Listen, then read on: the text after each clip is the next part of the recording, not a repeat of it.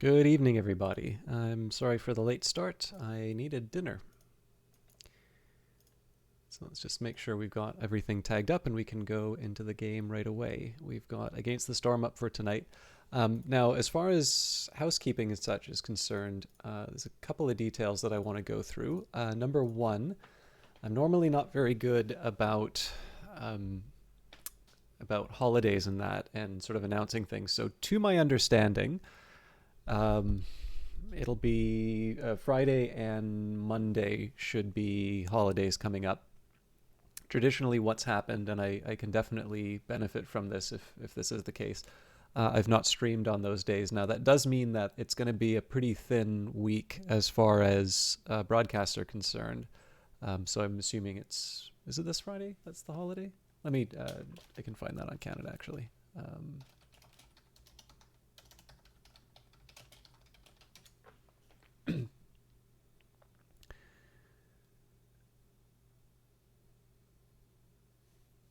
it's April 15th and 18th. So that doesn't make sense. The 15th is a Saturday.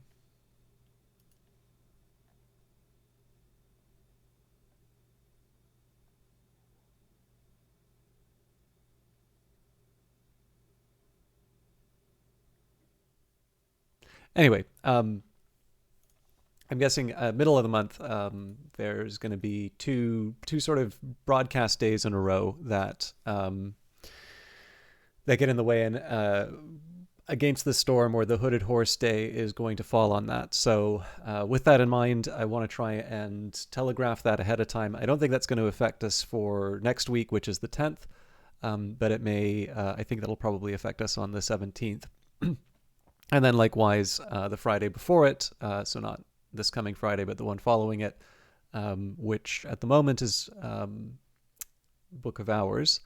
But as always, these are the sorts of things that'll vary around a little bit. So I wanted to try and be a bit more upfront in terms of days that I'm planning on taking off. But we are going to be enjoying Against the Storm. And also with that in mind, it's always sort of an option for me. It's one of the things I've noticed if I don't have some time off, it really does start to drag on the stream. And you're seeing some of the effects of that, incidentally. So a good example of this would be how, like, I'm starting to get a little late in terms of starting things. And part of that's just because a bunch of different things sort of pile up and I wind up falling behind, and it becomes a little bit difficult to do broadcasts, on time on their own, and so on and so forth. And having some time off is just a great way to sort of recharge the batteries and otherwise take care of what I need. So I usually keep the rule, if I can, I try to take those days off. Sometimes I feel up to a broadcast, and at which point it's kind of like if I were to broadcast on a weekend or something like that. It's a nice to have, but I don't want to build an expectation. But anyways, I've spent too much time talking about that. I mostly just wanted to let people know ahead of time what was up, and also the disclaimer that Against the Storm is a wonderful game, but I was given a key for it from Hooded Horse, which is a very exciting publisher, and one that seems to have met with quite a bit of success, which is good to hear as a fan of strategy games, but also, someone who likes to see interesting and worthwhile things happen in the games industry. Obviously, we hear a lot of stories in terms of,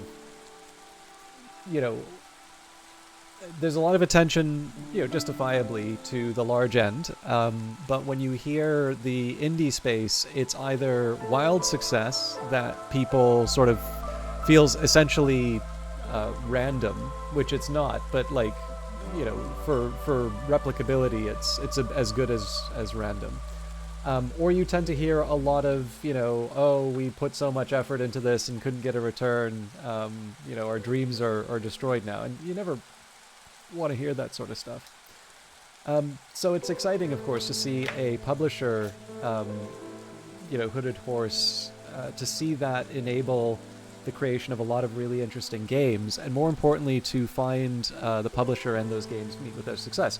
I, like that it is strategy and sort of RPG focused. I think there's a reason why this strategy has served them well. But of course, as a fan of these types of games, I'm really interested in them, and I'm obviously very grateful that I've been given a key. But with that in mind, and I spent too much time talking about the publisher, because obviously there are different developers behind all of these games that deserve a lot of credit for what they've done. So this is Ermite Games in this case here. But it is important to disclose, I have been given a key for Against the Storm from the publisher Hooded Horse, and that's specifically so that I can broadcast and share the game with you. So, as always, it's good that you know that stuff up front. You can decide whether or not that will be affecting your buying decision. Naturally, I hope games that I find interesting find their success, but I would rather find its success through people making clear decisions about what they want to do, as opposed to being misled through any sort of a way. All right, so we've got Explorer's Choice update. Face new decisions when solving Glade events thanks to the new event choice system. This update also brings with it lots of balance changes to Glade events, 3 new decorations, UI improvements to orders, and numerous bug fixes. And we had the Twitch integration update. I should note, so there was a bit of a gap between when I played Against the Storm last and sort of this batch that I've been running through. I keep forgetting how much this game gets updated on a fairly regular basis. So one other thing I wanted to say, just in terms of, let's say, meta comments before jumping into the game proper, it is worth mentioning that the, how do I put this? Like, everybody's kind of got a different response to early access stuff. Oddly enough, I actually don't necessarily have a taste for early access under normal circumstances, but I don't consider it a genre, or it's a category, obviously, but it's not one that bears on my decision making too heavily. But as a whole, if I'm given a chance to do something in early access and to do something on full release, I do have a tendency to prefer to play the fully released version, because it's a chance for me to get excited about the game as it is, and to have the benefit of all of the feedback and input that people have had. And I don't necessarily, for my own part, I don't really give all that much feedback, at least in the form of that you would associate with an early access period.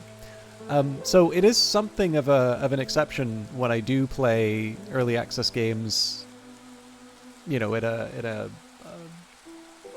a more regular basis. So, for example, Industries of Titan and Phantom Brigade, and of course now Terra Invicta and Against the Storm. These are games that, for one reason or another, I've actually quite enjoyed the process. And of course, Book of Hours is probably the most notable of them.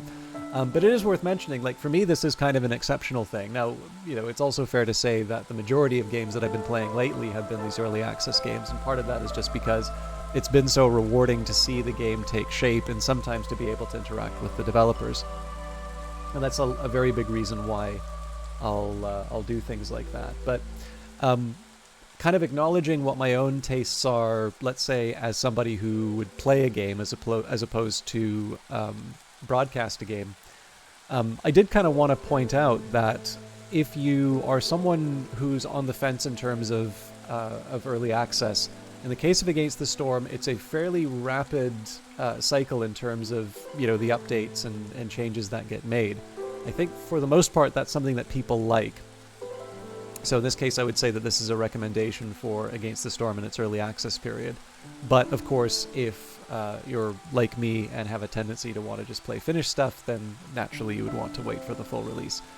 The line from Steam has always been, when you buy an early access game, you are buying the game as is. I've certainly had more than my fair share of games that I've bought hoping that they would see completion that ultimately don't, and it's disappointing when that happens. But it's important to remember that the rules and the guidelines for that system are pretty clear, and so I guess I could say in theory there's a risk here, although obviously this game has a publisher behind it. Now, if you'll excuse me, I have got a small comrade that's crawling around beside me. It's actually getting a little distracting, so I'm just going to take a second to put them in a in a safer spot. So I will be back momentarily. Sorry to do this break so early, but I got to get this done. Back in a sec.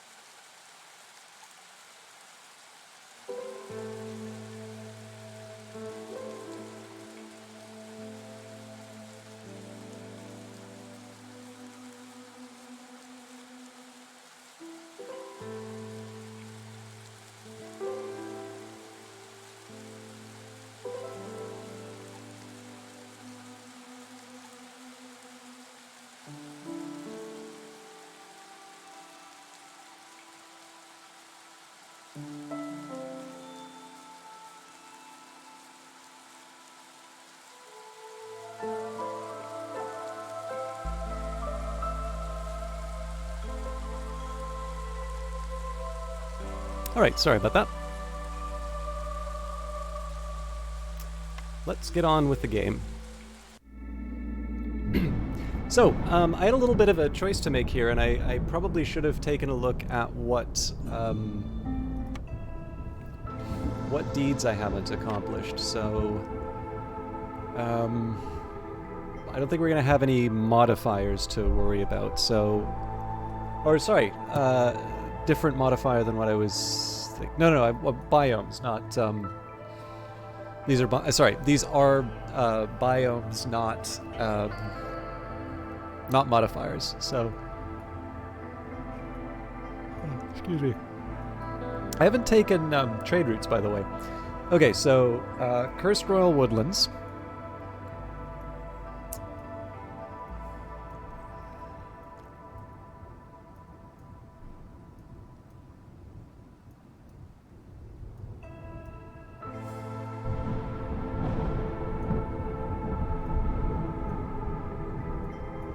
Maybe the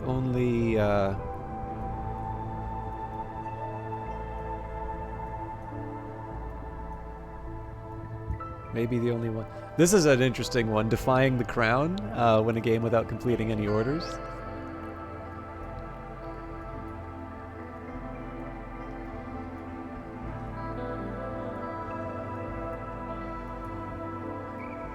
So it looks like I only have the one, it looks like I only have the one biome left. I'm a little surprised. I would have thought that we had more. By the way, this was, Darillion pointed this out to me, but there's up to 10 prestige more, it looks like. But there's prestige difficulties beyond Viceroy, so the fact that I've struggled with Viceroy already tells me that I have so much more ahead of me. Okay, so unless we can find the Cursed Royal Woods, there isn't really an argument for achievement-wise for one biome or another. I may want a minute just to sort of see what the different kind of options are.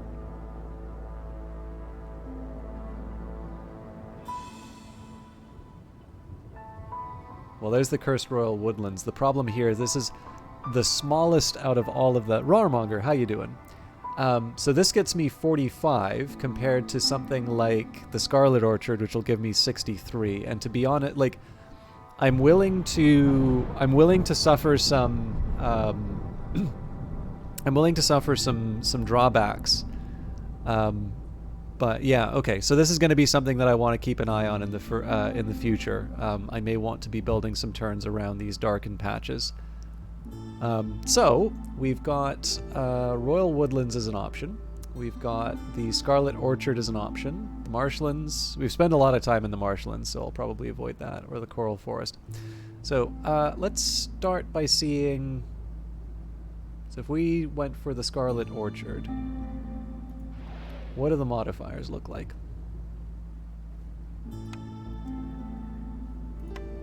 So average for soil. So royal archaeologists, every viceroy embarking on an expedition to the Scarlet Orchard is assigned a royal archaeologist. You gain access to new essential buildings, the archaeologist's office. That doesn't really tell me a whole lot at the start.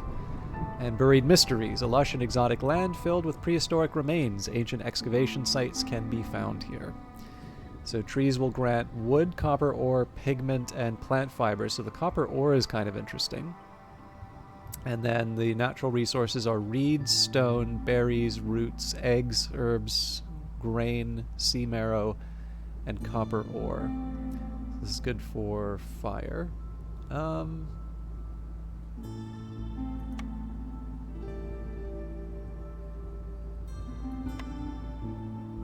think this could be interesting. So let's run with this. So the question now would be, do I go for the 8 lizards or do I go for 3 beavers and 5 harpies? We would get 2 additional newcomers no matter what.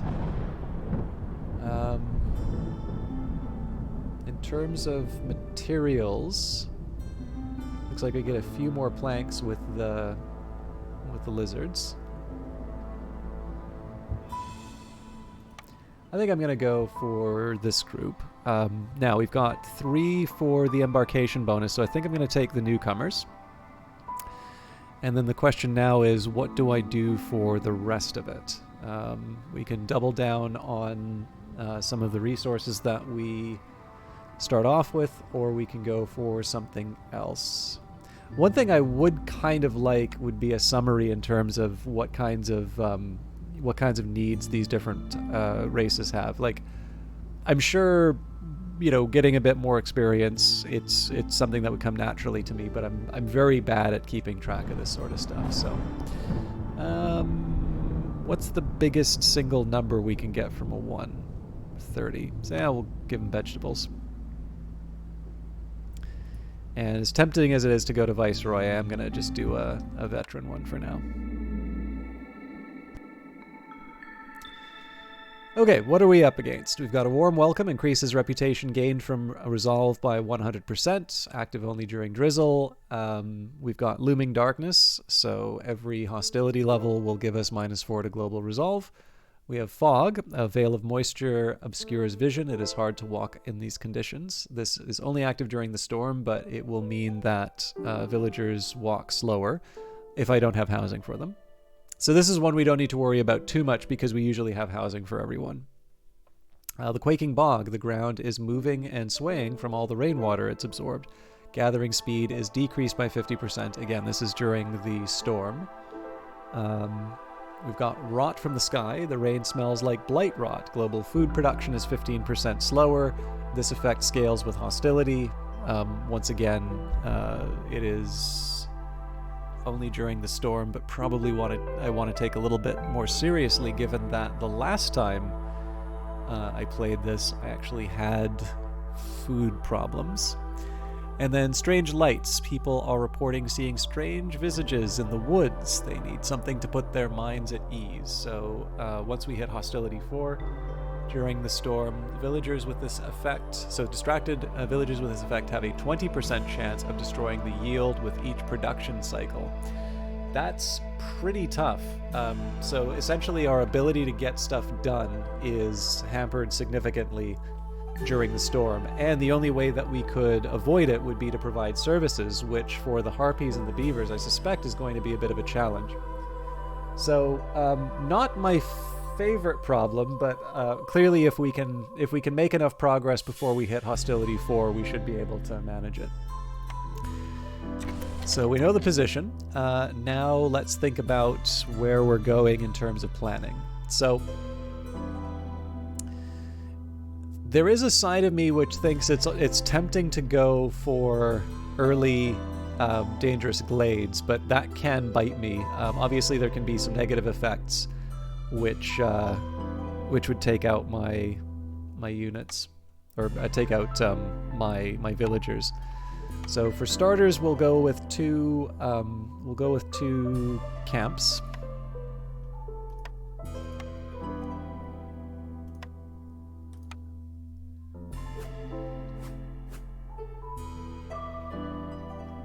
Now I'm always assuming that the arrow just means kind of like where you'd put the road. I think in both cases we should be able to access the glades. So there's one there. And then I could double up on this side, but I do prefer to kind of spread things out a little bit. So this would give me this small glade. Yeah, there's no way for me to get both glades, so we want to have as little overlap as possible. That's the second woodcutter's cap. We'll put that as a higher priority. Now, let's prioritize the glades first. And people love reminding me that there is a small version of this, I know. So once we break in, what I'll do afterwards is sort of start clearing out the area surrounding the hearth, but that's not a major priority right now.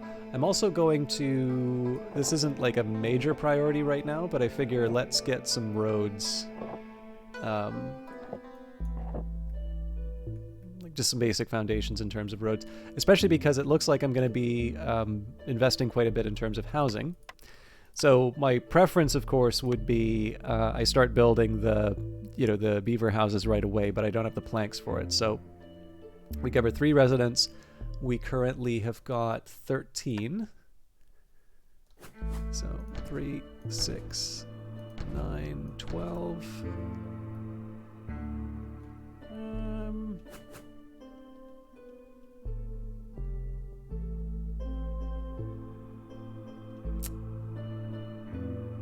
Let's not get too clever. So 15, 18.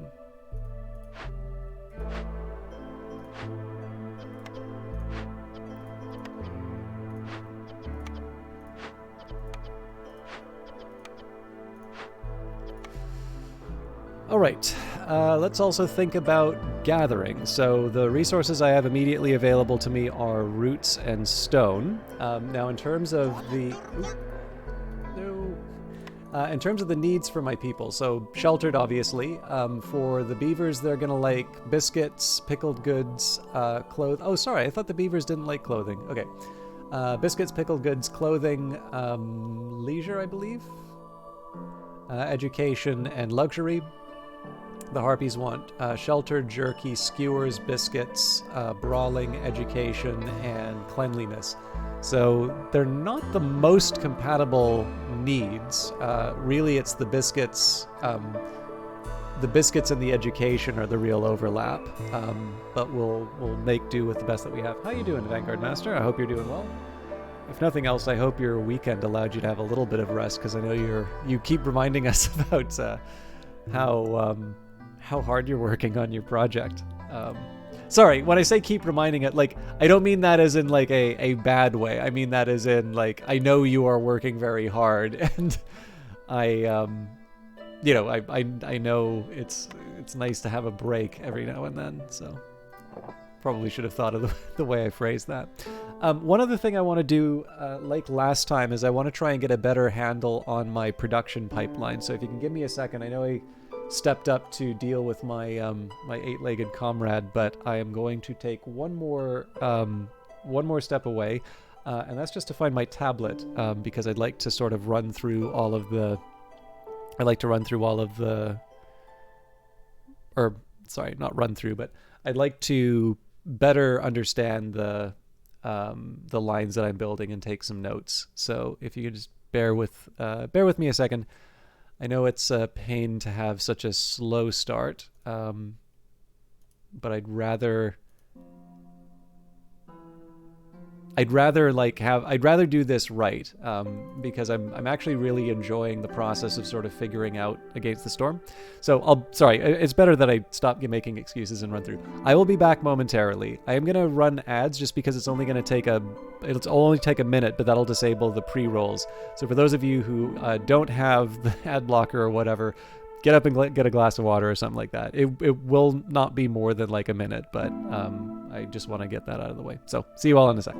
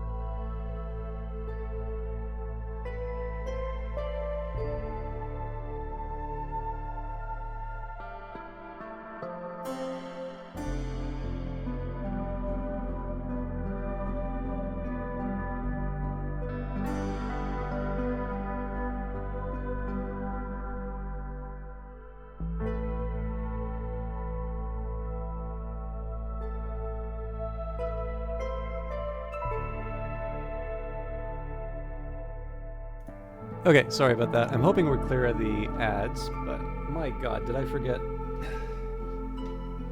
One more sec.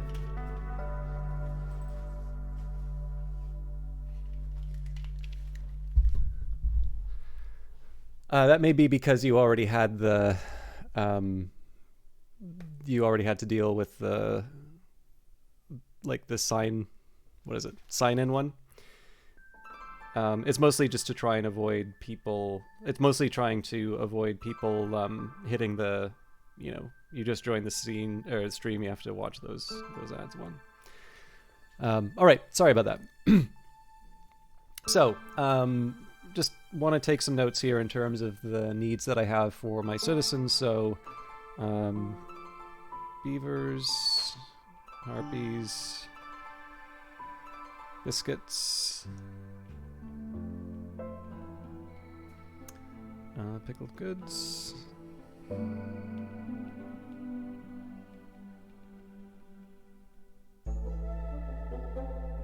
So there's a specific reason why I want to do this right now, and that's because I forgot what the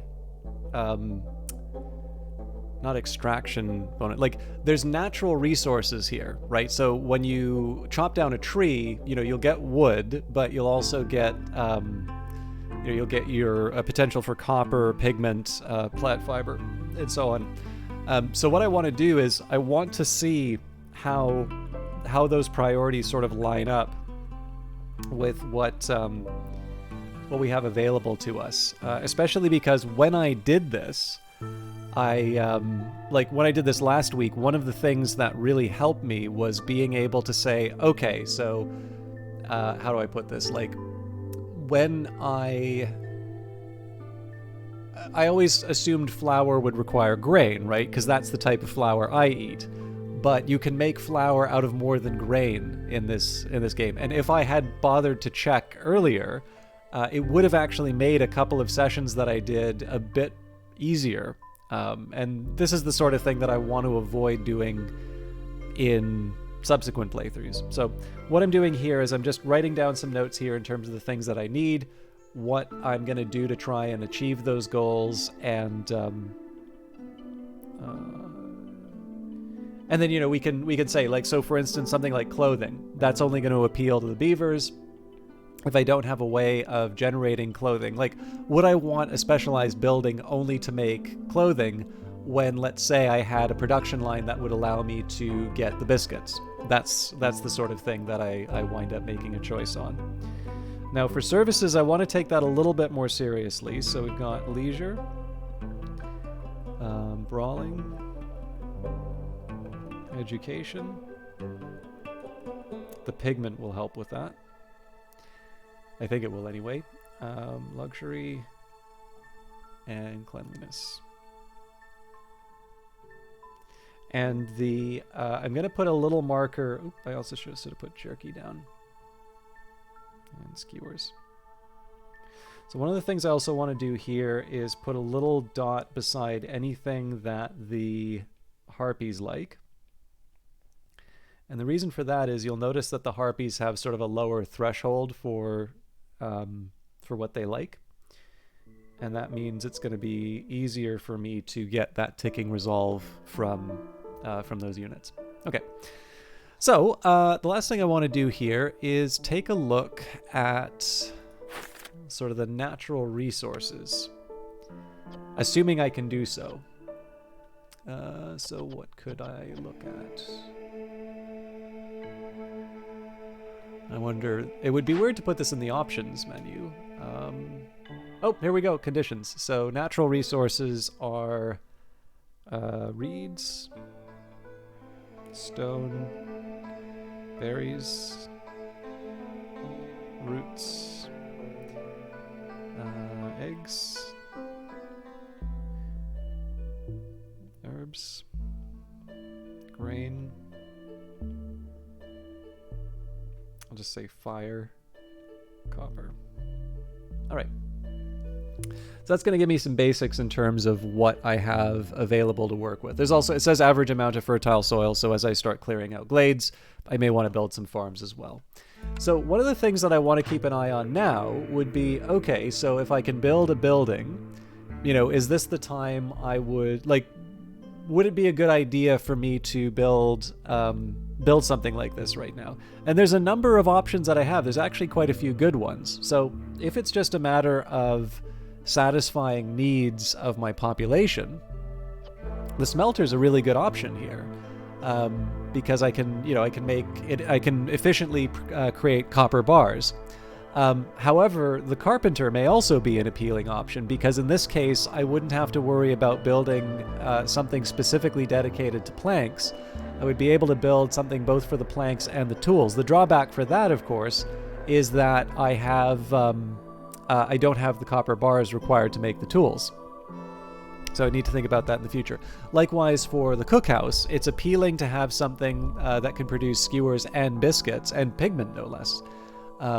Pigment is something that I'll get from the wood, so that's maybe less important. But let's take an example here. One of the really important things for me to understand is, like, okay, we've got flour. Well, assuming we found flour, how else would we produce? How else would we produce these biscuits? In that case, it's herbs, roots, and berries, all of which are available to us in this biome, right? So those natural resources we had included roots, they included berries, and they did include herbs. So I'm just going to take a quick second here to take a look at a mill. There we go, grain mill. And this is just to find out what can be turned into flour. So for this, grain, roots, and mushrooms. So the grain and the mushrooms would help out for the biscuits in this case. Now, this is going to seem like a weird one. Oh, this is good too. So if I mouse over conditions, this is going to let me know what I have available. I think what I'm going to do is I'm actually going to leave these buildings aside. And this is just because I have a feeling I'm going to have a clearer decision about this is because there's too many good buildings for me, basically. So what I want to do right now is I want to see what missions I'm going to try and fulfill to try and push my decision to one appealing one over another. And the thing is, I've got a number of other buildings I can construct at the current moment, so I don't lose too much by doing that. Now, this is going to get a little complicated. This should do the trick. And what about the roots?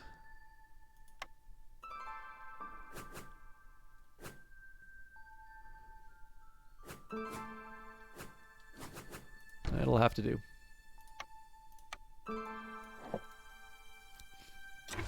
Okay, so everybody's going to run off and do their thing. There's a reason we put the woodcutters camp as priorities first. The shelter won't be built until we have logs.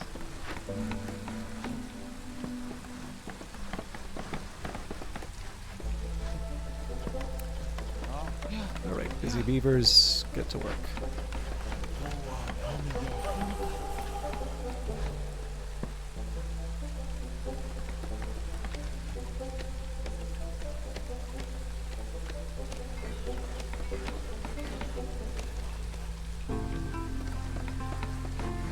This might be new music. I like it. So making pretty good progress towards these glades. Again, the aim here right now is just to give us a clearer idea about what sorts of resources we have immediate access to. The Queen's Envoy. No one can weather the storm alone. The Queen offers you a cornerstone that will lay the foundation for your town's prosperity. Choose wisely, as you won't be able to change it. So we have Golden Marrow. Some fossils contain valuable surprises. Gain 2 amber for every sea marrow produced. We have local taxes. Villagers are willing to give you the very last piece of amber just for a pint of decent ale. Gain 20 amber for every 100 ale produced. Now that would help if I wanted to go down the leisure service, but that does appeal to the beavers, which is less of a priority to me than, say, the harpies. We also have crowded caravans. Each newcomer group has 2 additional villagers. Now this may come back to bite me, but I do tend to like lots of hands to work on things. Another thing that I was meaning to check out, I've neglected trade quite a bit in this game. Actually, it occurred to me I don't think I can check out trade until I build a trading post, and I'm not going to... this space is kind of scarce right now, so I'll leave it be. However, maybe it's not a bad idea for me to put down something like the rain collector.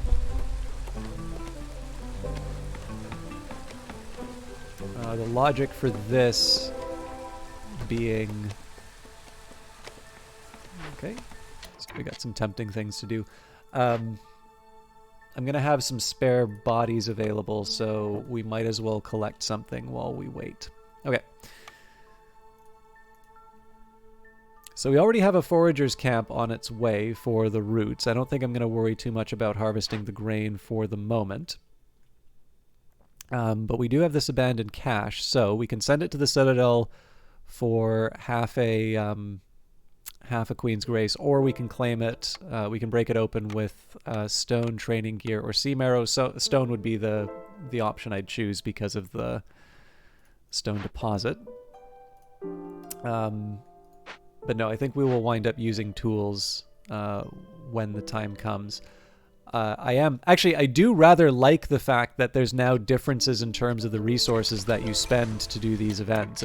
That's a neat touch. We'll probably wind up sending it to the Citadel, but I'm not sure what I've got tools-wise. Looks like we don't have any. So I'm going to hold off until we actually have access to these things. Let's see what we've got for orders. Okay, so this one's pretty simple. We just get planks. In exchange, we get parts, a bundle of fabric, and a crate of bricks. The alternative would be to build a trading post and get 5 amber, and for that we would get a box of tools, so as well as the biscuits. So as tempting as this objective is, this one is not that hard to achieve and gives us something a little more desirable. Next up, the Crown sends you new orders, Viceroy. Pick one, and the rest will go to the other settlements. So we can complete any 2 glade events, and for that we'll get a box of tools as well as some newcomers and planks.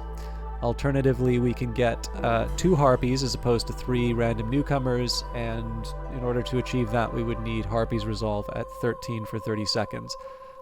I mean, tempting, but we're definitely going to be able to achieve some glade events, so we'll do Problem Solver. And then finally, ooh, there's a lot of good ones here. Okay, so we've got metal veins, and in this case, this is just a question of getting a certain amount of ore and sending it off. Alternatively, we can sell 12 goods and send along 7 amber. Now,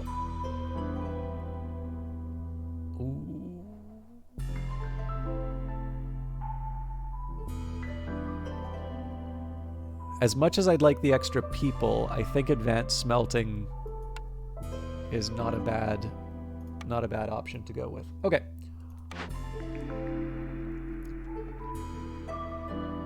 Now, you'd think that because I went for advanced smelting, I'd go for the smelter. I'm not going to, though. I think we're going to take the carpenter.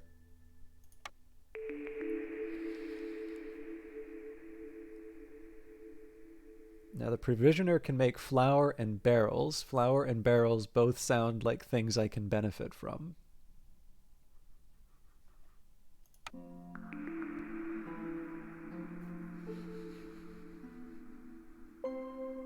And this does not help me that much. So like the lumber mill is nice because of the specialization with planks. The problem with the smithy is that it builds me tools and coats, but I already have a building to give me tools, so we're going to re-roll this one. And so the bathhouse will help with the harpy cleanliness need. Alternatively, I can try the trapper's camp, which is tempting to build, to be honest, but I'm going to try and take the long view and build the bathhouse.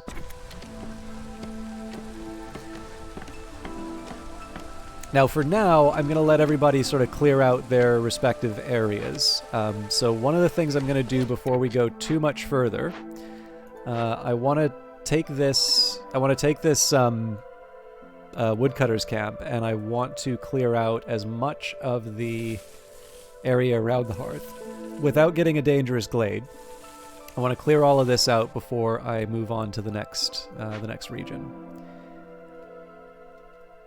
We may wind up making the same decision with these other ones as well, but right now this is about, I want to lay down some better foundations, because you'll notice I was already pretty crowded when it comes to these different camps.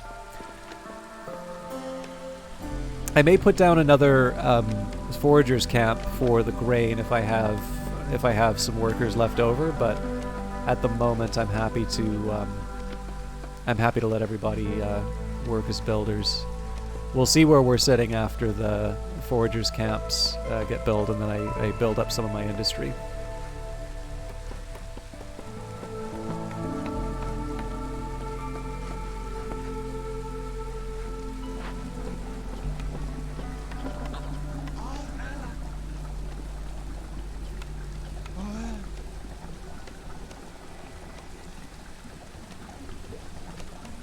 So I don't think this actually does that much on its own. This is just more the fact that I can employ a worker at the moment.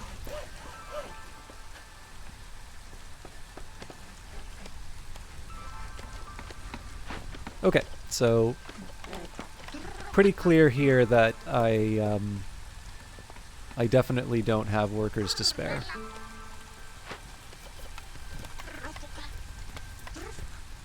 So it's not terrible that I don't have anybody to work on construction right now, but it does raise a question in terms of whether or not I want to worry about these rain collectors or not. So one of the first things I want to do is put down a trading camp. That will probably happen somewhere over here, assuming that I can fit a forager's camp and a trading building in the same spot.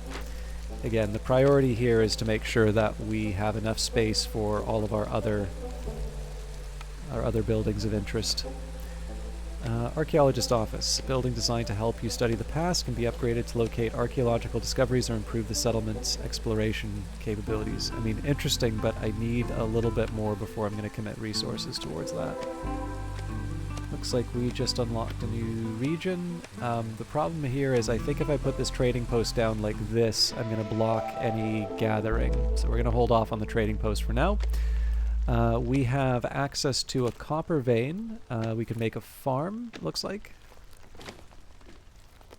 We've got an herb node, so we can put a camp down. Oh, good. We can also put down a trappers. So certainly we have something else that we can do than work a rain collector. Okay.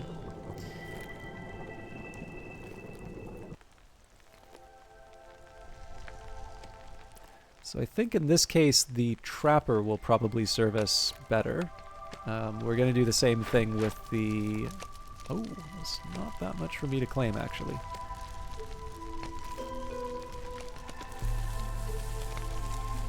So I figure we'll just paint this for being chopped. Saves us the trouble later. But yeah, there's really not that much for these woodcutters to take care of, so we may want to move on to another objective reasonably quickly. So the trapper seems like the one that's going to have the higher yields over a longer period of time. So right now we don't have anybody to work it, but that will change.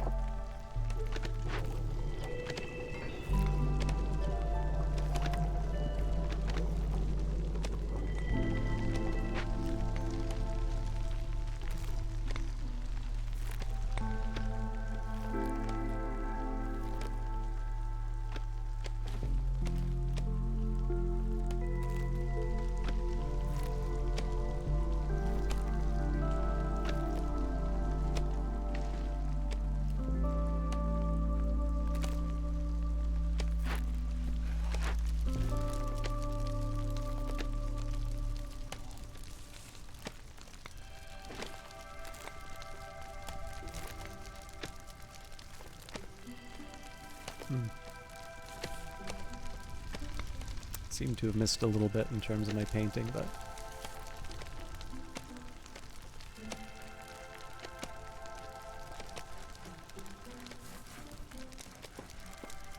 I'm reasonably content with this. Just, where I can, I want to avoid blocking too many resources. So, like, a decent example here would be the question of the trading post. So, I can put it here.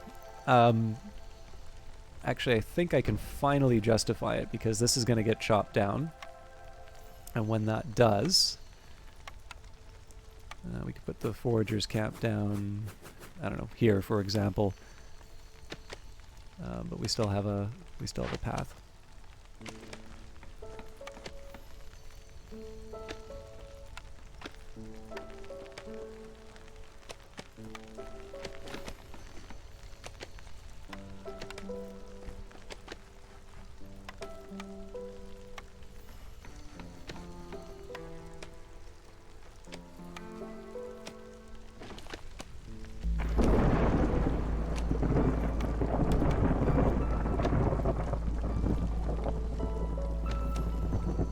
We can probably extend the road here.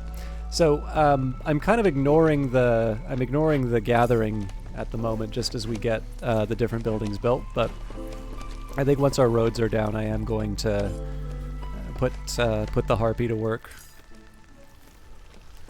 There is, so in terms of trade-offs, I'm not 100% sure I'm making the, like, strictly the best choice here. This is a little weird to me that we didn't paint this yet. Okay.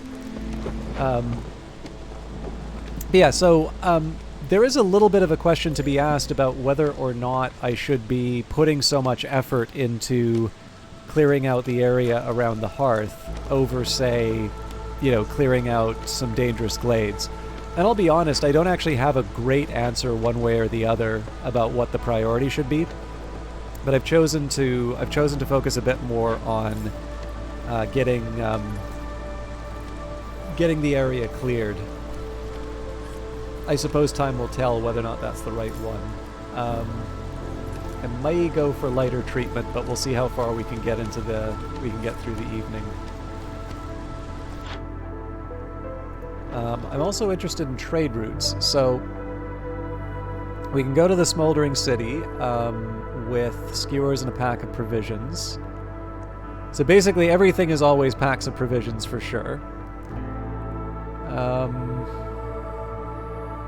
The highest return would come from ancient tablets.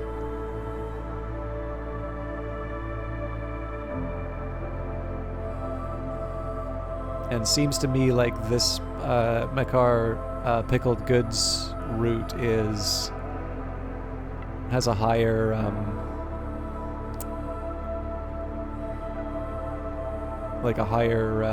higher return per unit for pickled goods. Okay, so pickled goods are definitely on the table in terms of trading.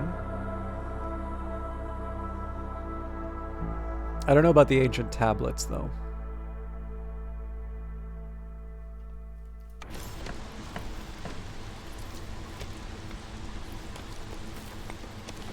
Yeah, I mean, for right now, we're kind of exploiting all the resources that we can. If one of the things that I may be sort of reflecting on after all is said and done, I may be saying, okay, you know what? The more I think about it, the more it wasn't a good idea for me to, spend all this time clearing out, clearing out all these trees. What I should have been doing instead was gaining access to further resources. However, I have learned that eggs are reasonably plentiful. I've got a bit of copper hanging around. Like, it's not meaningless. Oh crap! We're almost certainly gonna lose a Harpy because I was too busy yammering. Yeah, my bad.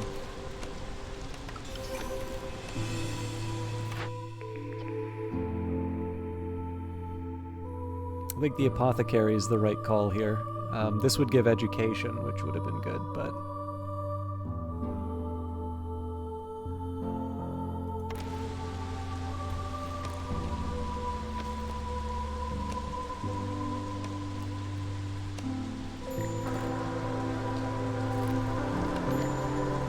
Okay, so we'll definitely move the harpies. So we don't really have anything for the stone cutters camp. Oh, my bad. There is something there. I'm not going to move it yet, though. Okay, what are our options? More beavers. Okay, so basically we can prioritize harpies or humans. I think in this case I'm going to slightly prioritize harpies, not necessarily because I want them so much, but because I get more stuff. In this case I'll be getting vegetables, insects, and fabric. So we can put... Also, should get a clearer idea in terms of specializations too. So harpies like alchemy and cloth, beavers like industry and woodworking, and humans like farming and brewing.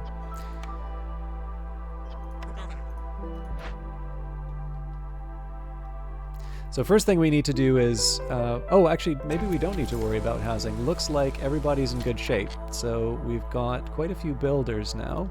That means we can... Okay, so first things first, I want to make sure that I'm clearing...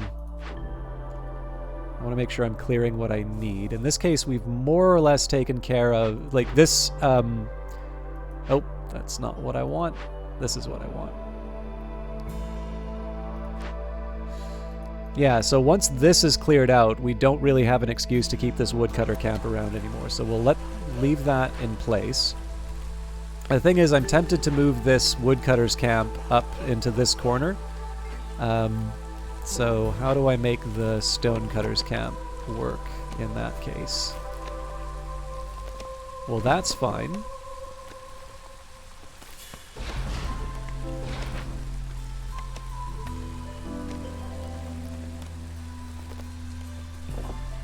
That actually probably winds up working very well.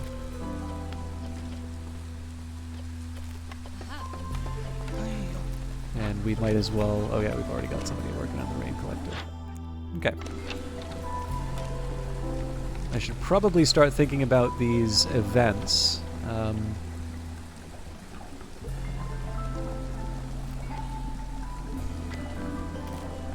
So first, suppose the first question is, how many tools do I have? I've got 6. So let's finish our work. All right, so what does Zorg want? We don't have much in terms of trade. So, like, we can buy some stuff off of them for sure. But I think I'm not really sure that I want to give up any of the stuff that I've gained quite yet. Okay. Oh, la, la. So, there's a couple of developments here. So number 1, we chopped down the last of the trees that was sort of getting in the way of any expansion near the hearth. So again, the next question here is, where do I put this woodcutter's camp? There's a few different arguments. So number 1, I can clear out this remaining area in the corner here, and as it happens, there is a small glade for me to work as well. Alternatively, I can push a bit deeper into the woods like this and maybe start clearing out some areas for industry. That is actually fairly tempting given that there's copper on the ground here. You can see this is a pretty clear candidate for clearing out the areas. I think, though, probably the better call is, like, this is doing double duty in terms of getting me access to some regions that I want reasonably quickly. I may also expand this out into housing, so that's also a temptation. Sorry, I gotta sneeze.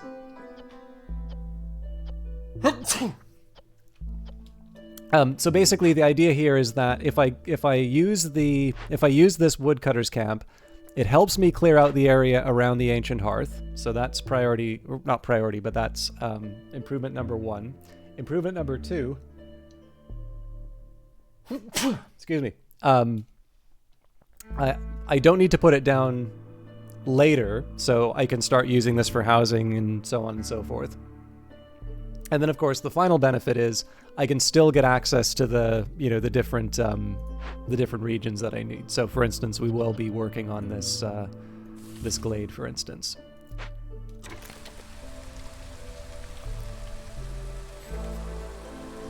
Although, given where we're at, so I've got 2 builders working right now. I think now may be a good time for me to think about some of these other buildings that I'm going to build. So we had the carpenter, which will give us planks, tools, and luxury goods. Yeah, it seems to me like the provisioner is the building I want to build next. But it does raise some questions. Where do I have the space for it?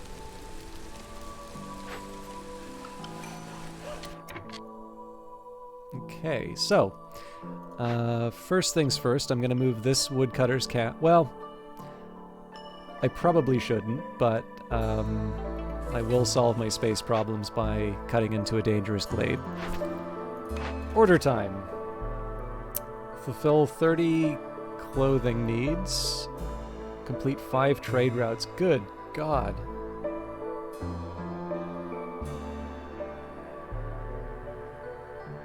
Let's try the trade routes. Trade connections. I could definitely burn blight rot cysts.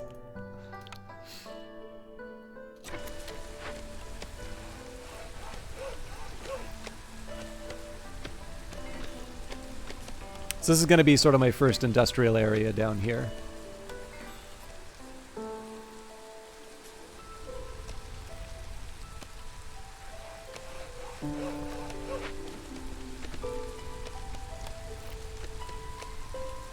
Oh. Cornerstone. Economic migration. Rumor has it that your settlement is one of the wealthiest in the realm. Newcomers will arrive 15% quicker for every 2 levels of standing you have with other settlements and trade routes. The bonus is added retroactively. We've got Exploration Expedition. You took some of the best explorers from the Smoldering City with you. You get a constant -5 penalty to Global Resolve, but plus 15 Global Resolve for 5 minutes every time a new glade is discovered. Now, that's actually quite tempting. I mean, it's a high risk, high reward kind of a proposition. But I don't hate it. Finally, work safety guide, a standardized set of rules. Every 5 villagers with the need for education fulfilled will increase global production speed by 25%. We do plan on following through with the production speed. In this case, I'm going to do the Exploration Expedition. All right, now looks like unlocking this one didn't count for us. So, let's see what scary things we have to deal with. So we need amber and... Good lord. Alright, this is actually a really fun one. So if you notice here, right, we've got like the nice option or the bad option. So if I don't find 10 amber and either incense, resin, cosmetics, or oil... So the tricky part here is that basically I have less than 6 minutes to find 10 amber and hard to find commodities, right? Like I don't have any of this stuff available to me right now, and nothing to pay for it with. Alternatively, though, we can look at the effects. So Rob the Dead, from seeing their fallen kin, has taken its toll on the villagers. -8 Beaver's Resolve is active only when the corresponding glade event is being worked on. If I ignore it, then decay spawns at least 2 pieces of living matter. So this is a huge dilemma for me, right? If I rob the dead, then the beavers are going to be mad enough that they start to leave. If I pay for the funeral, if I go for pay for the funeral, I need to figure out where I can get all this really expensive stuff from. So what I'm going to do here, I don't actually really need these parts, but I do need to get rid of the threat. So I'm going to take the harpy and the beaver. We are going to rob the dead, and we're going to do that now because the beavers are falling from 11 to 7. So they are going to go to -1, but we can minimize the time that that's happening. I suppose the nice thing is we've got sea marrow, so... But yeah, this is entirely about minimizing the time that we're affected by the negative effect. Otherwise, I would have tried for pay for the funeral.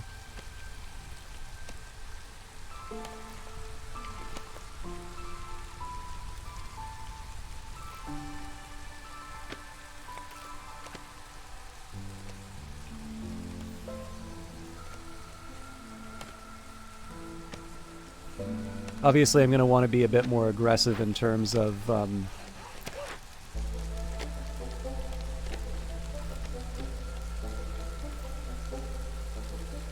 going to want to be a bit more aggressive in terms of unlocking new glades, but I don't think that's going to be a problem. Okay, so we will lose a beaver in a little bit. There is also a danger with the harpies, so what I'm going to do is I'm going to try the lighter treatment in a little while. Unlocking a glade will help us out, but I don't want to keep going back to that well too much. This is going to be the period where I keep the number of glades at a lower number. Okay, so lighter treatment here.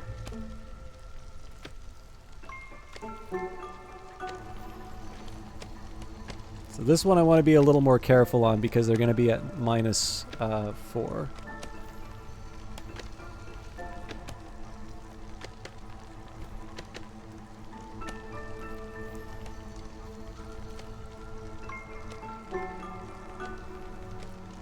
But every second counts as far as the beaver traders go. Olaf, wonderful to see you.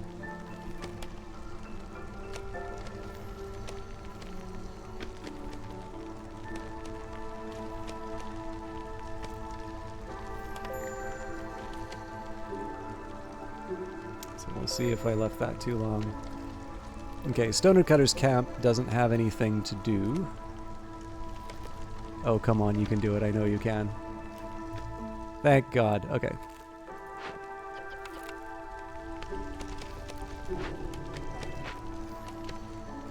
And we're in danger of losing the beavers again, but we should have the event passed in 50-something seconds. If nothing else, we do the same trick with the later treatment.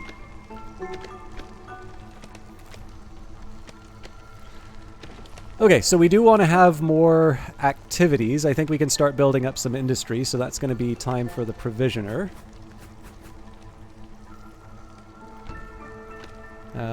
We'll also have to build a temporary building. 17 seconds. Let's not risk it. Oh crap, we're gonna lose the harpy no matter what.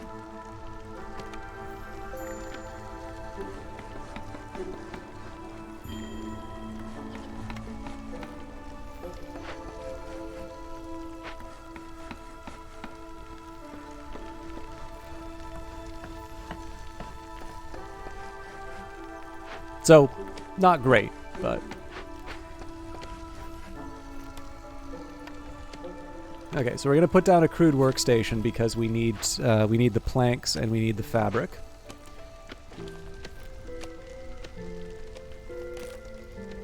Now, the Stonecutter's camp does actually have a resource that it can work with.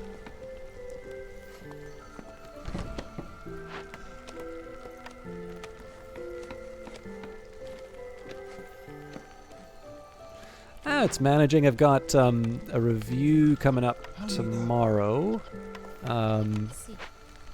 which I have no idea how it's going to go, to be completely honest. So I should have somebody working on making planks and fabric. So 4 and 8.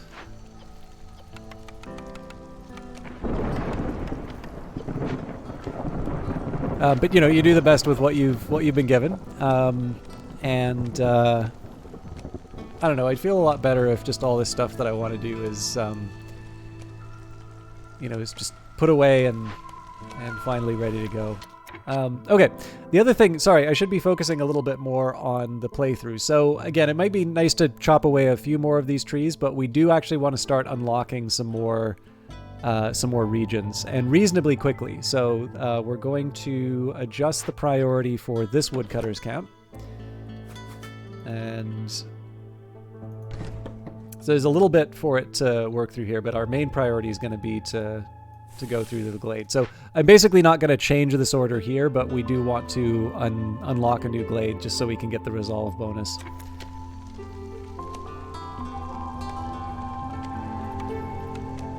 make a small adjustment in terms of the road network.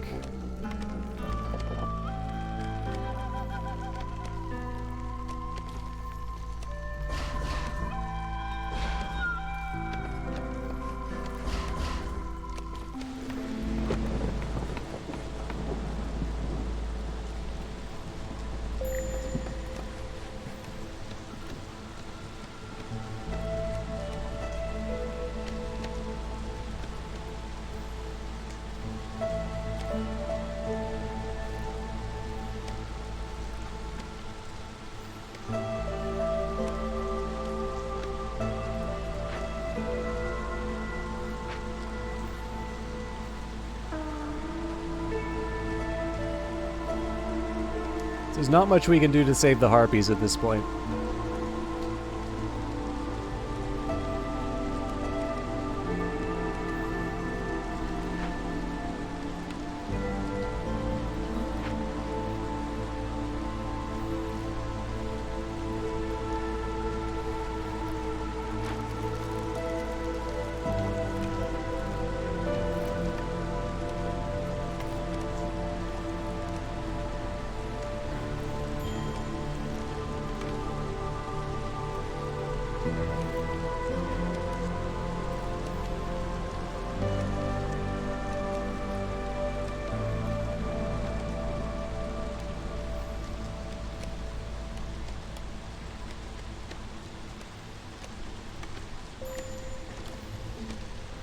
This is just to preserve the beavers for the last quarter of the storm.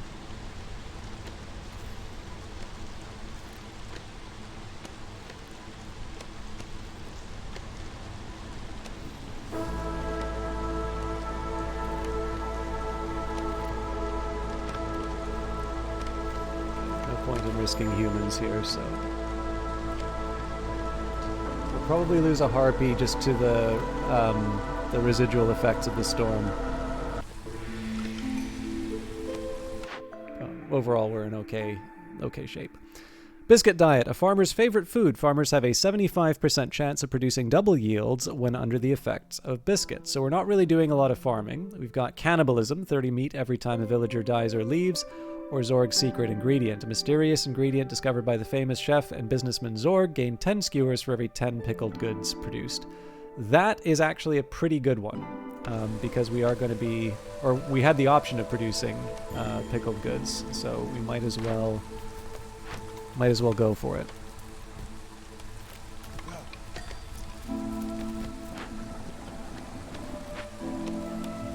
And new arrivals, so we can get a bunch of beavers, or we can have a bit of diversity in the group. We'll go for a diverse group.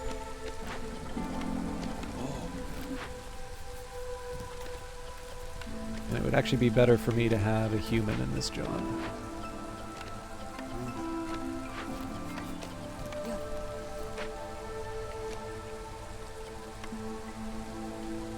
Why are you not happy now? Oh, right, because of the hostility of the forest. That's a huge problem, actually.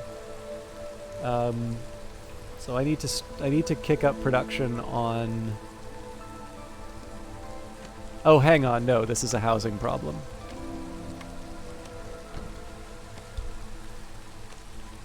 This is worth lighter treatment for.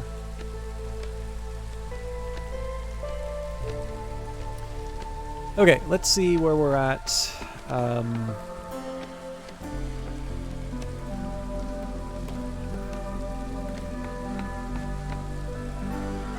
Okay, so all of the jobs currently have workers in them. I've got 5 people sort of standing around doing nothing.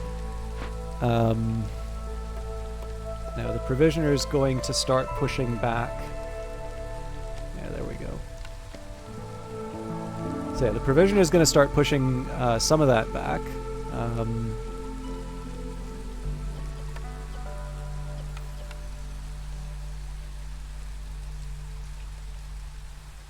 Definitely want to get the barrels produced, but until we have a way of making copper bars, it's not really going to count for a whole lot. I should have put down the carpenter, though. I don't know why I didn't do that before.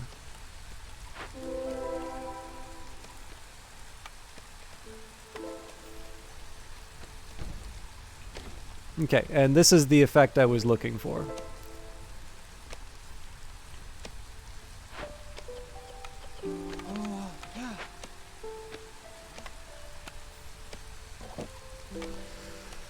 All right.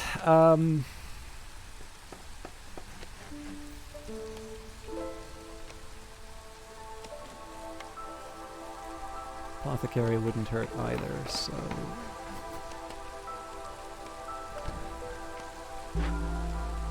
We'll put that as a low priority, though.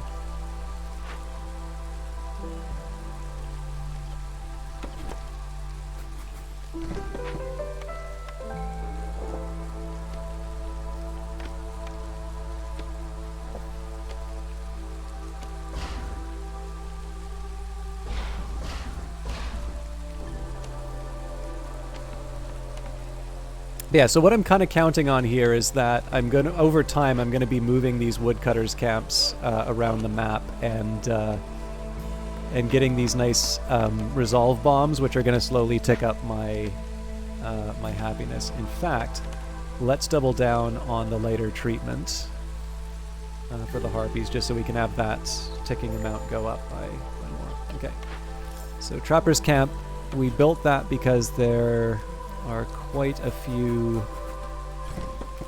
eggs around to be collected.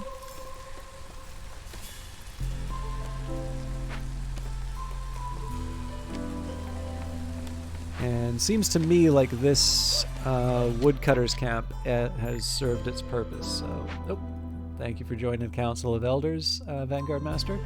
So again, we have a couple of decisions that we need to make. I can try and build up another sort of industrial region by not just chopping down into this glade, but also clearing this area out here. Alternatively, we can go for one of the more aggressive options, such as the Forbidden Glade or this other glade here. I think, because we're already under the effects of the ticking resolve, now wouldn't be a bad time for me to sort of direct the attention to something that's not as pressing.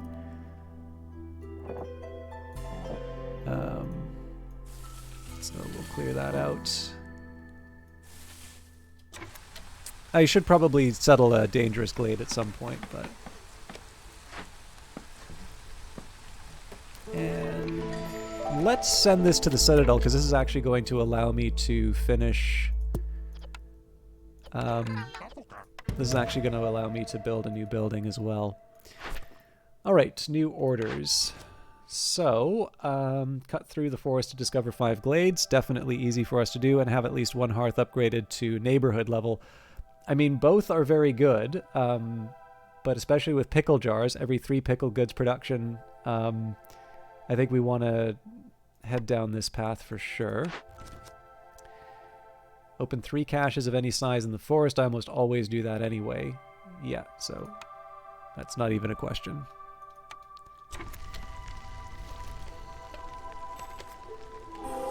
And we have a trader. So, I would love to buy some tools. The question is, what do I want to trade them for it? Because I don't have a whole lot to sell. So if I just straight out cleared out my wood.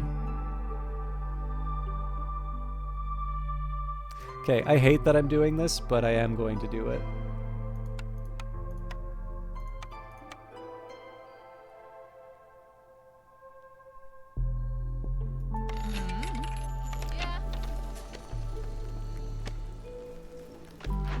An archaeological discovery. Interesting.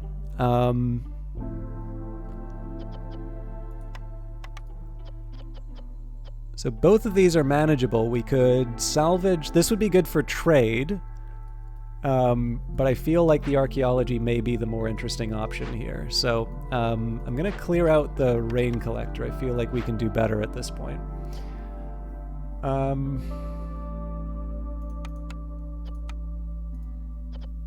I'm not quite ready to work the provisioner, though.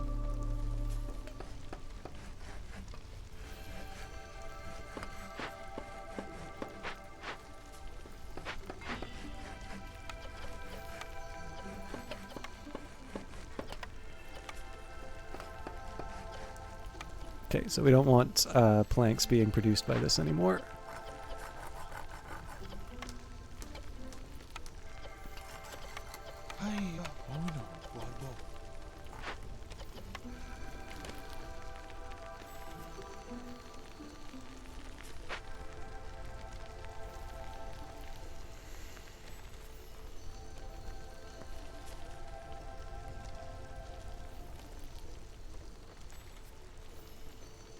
Yeah, so at this point, our goal is going to be I need to start making pickled goods. It's not even necessary, like, it only works for the beavers, but because I get so much out of it, like, it helps with the skewers. It's really hard not to want to take advantage of that bonus. The other thing I want to start doing is I do have some humans kicking around, so being able to build some human houses and beaver houses would be good. So I've got 13 beavers. They only require planks, and I've got 2 humans right now, so fortunately the human house won't be too tricky. Make that a -1 priority.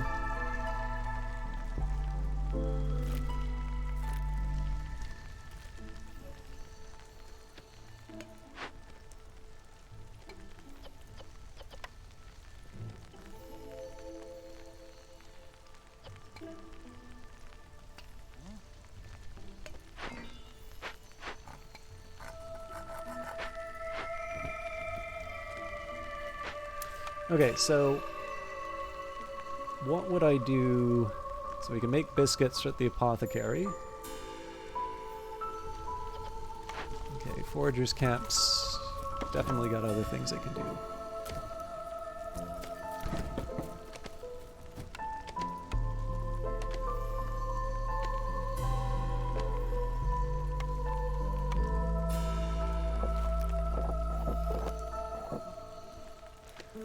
Okay, so the apothecary is going to wind up building biscuits. That's fine. Provisioner, we've already got. Carpenter, we've got. Rain collector, we have, but I don't really care about.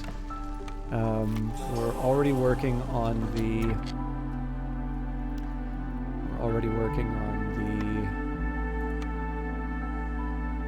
Oh, I should build an archaeologist's office and a blight post before too long. Theoretically, a bathhouse too, but that's not as important.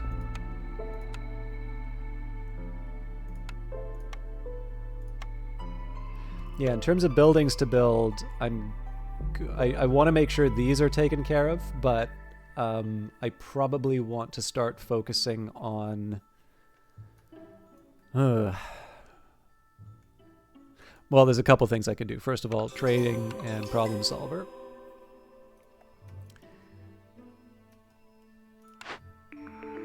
Okay, so herb garden, plantation, ranch, or an herbalist's camp. So look, I gotta be honest with you, I don't like any of these options. The question is, am I willing to spend the amber to re-roll?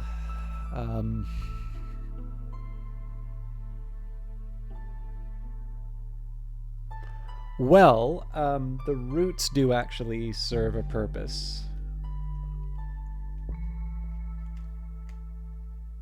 But how much amber do I have, I guess, is the real question.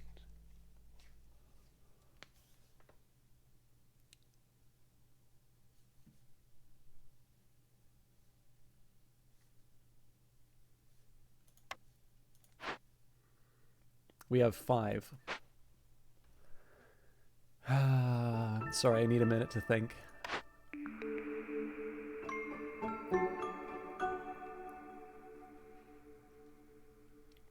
So we can make roots and herbs from an herb garden. Or berries and plant fiber, for that matter.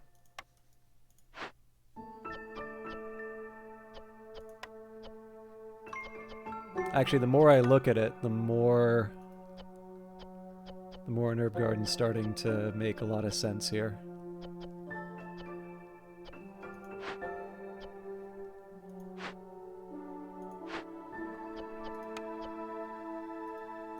Yep.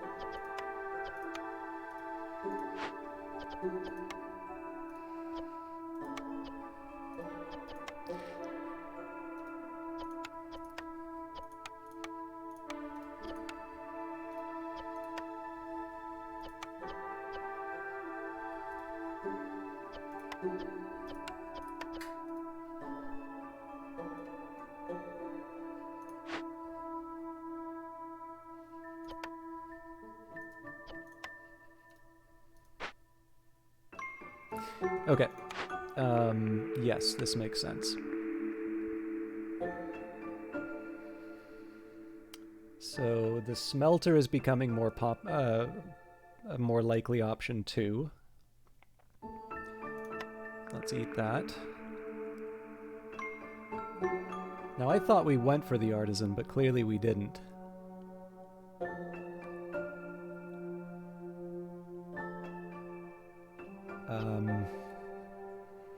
I really need something that can make pickled goods for me.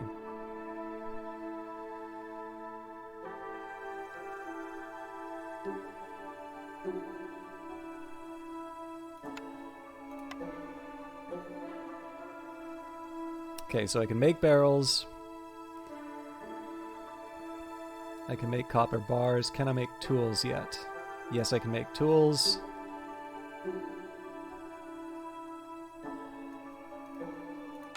This is the time I'm willing to reroll. Damn.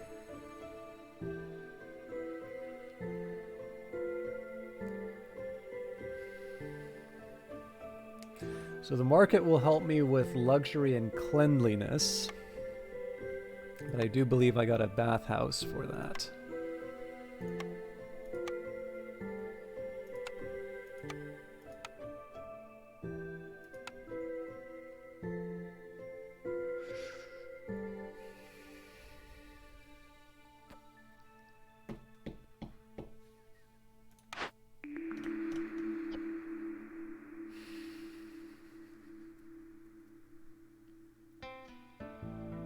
I mean, technically the luxury building makes the most sense.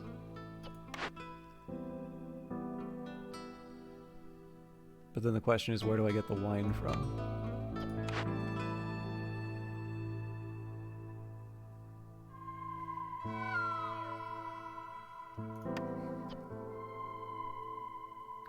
I do also have the option of the grill.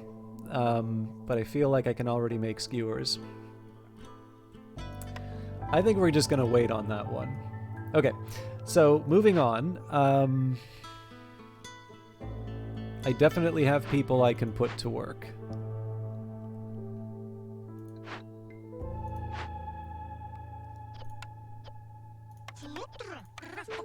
Let's also build the garden. I didn't think I was going to build a garden, but this is actually going to... This is going to help.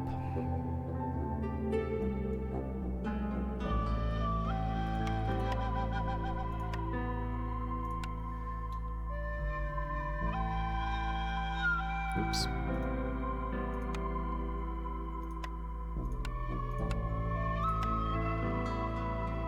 Because it doesn't really matter where I put it.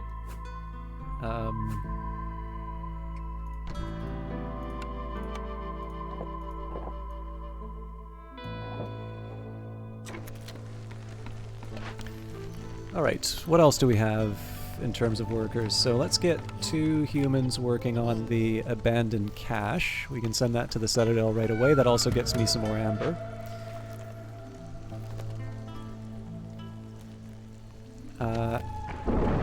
What I'd also like to do, even if they wind up being lower priority tasks, I want to get the blight post up and running. And I'm not 100% sure what it does still, but we should also probably put down the archaeologist office as well. That's actually going to be a 0. That's going to be a -1. Everything else is being built. And I'm wasting my woodcutter's camp again. Good lord, what am I thinking? Okay. Because of this garden, there's actually a temptation to chop down the rest of the woods here, so let's move them in. It's not the most convenient placement, but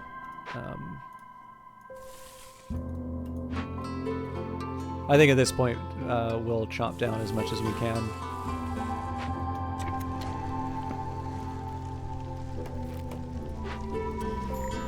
Okay, I don't know if we want the roots at the moment.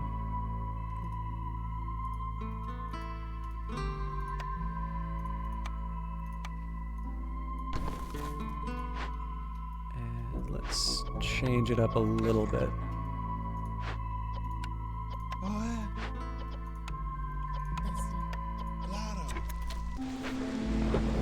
Now we don't have anybody working this stuff, so we'll move one out.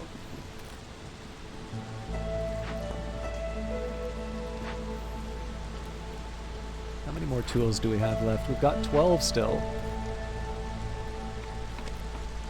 At this point, we'll stop favoring the harpies. Actually, I should have held that as long as I could, but so I can actually afford to work another abandoned cache.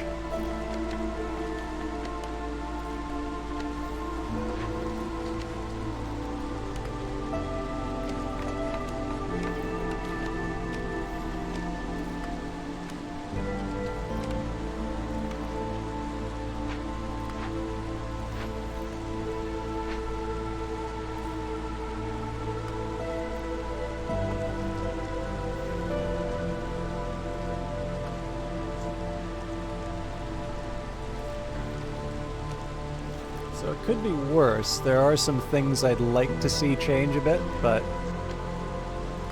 Oh, hang on, I haven't put down the smithy yet. Or smelter. Do I even have space? Yes, I'm a little worried about collecting the herbs, though.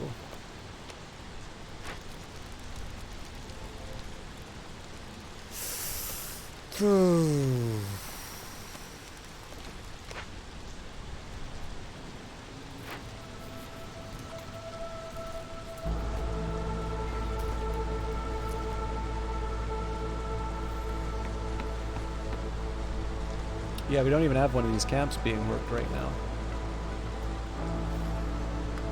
Okay, so this is as tucked away as I can get this.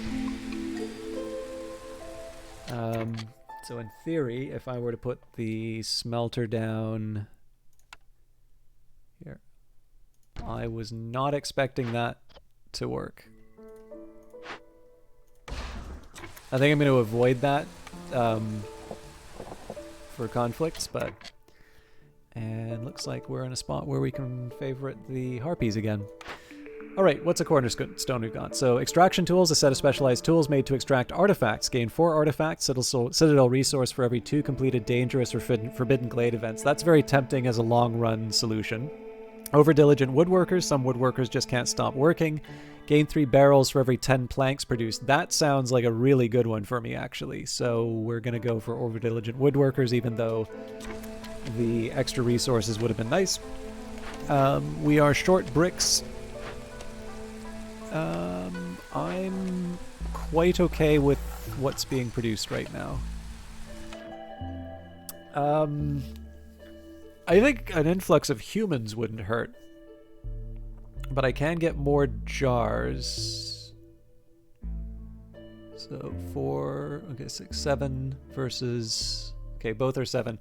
Yeah, we're going to go for the humans. Now, with that in mind, I need to get a little bit better at housing. So, we're going to make some new districts here. So let's take care of the beavers first, because planks are pretty easy to build. So we need 8 of these. Honestly, this doesn't even need to be that difficult.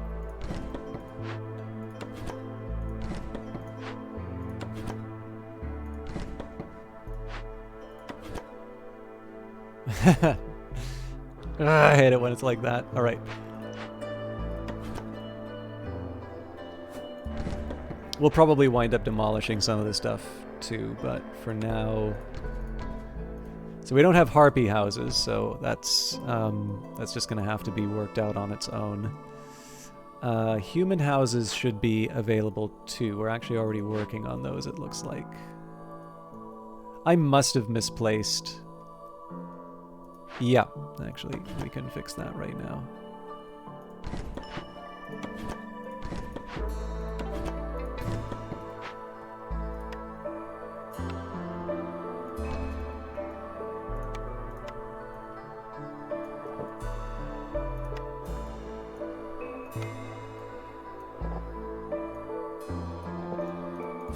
So let's make sure that these beaver houses get the first priority.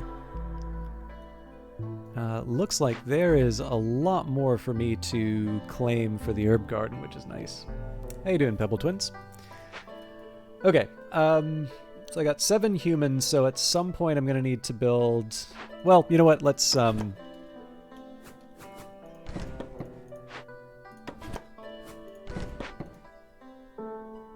So that's 2, 4... Yeah, we only need 2 more of these.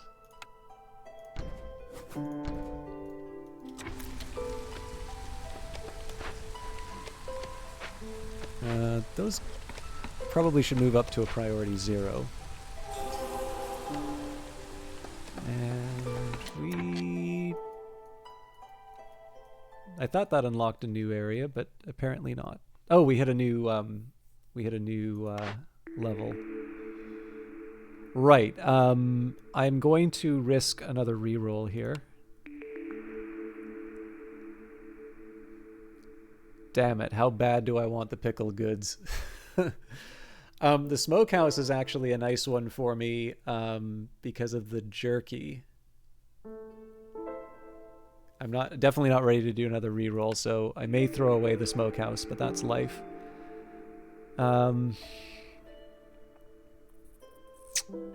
Damn.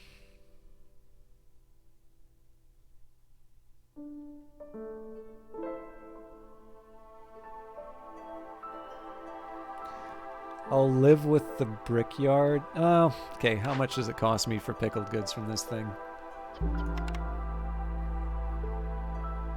Thing is, we don't generate that much that we can turn into pickled goods, right? So...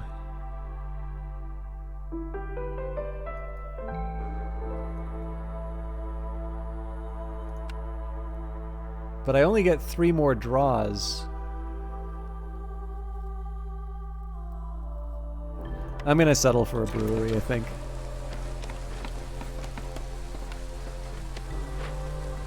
I'm also going to wind up moving this garden. Nope, but I need planks. Alright, well, we'll wait till we chop down the woods before we lock ourselves in.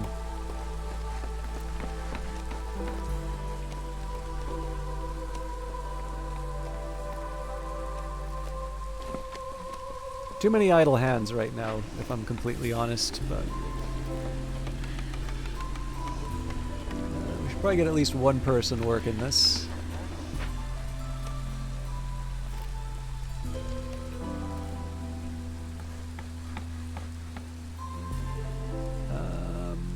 What else?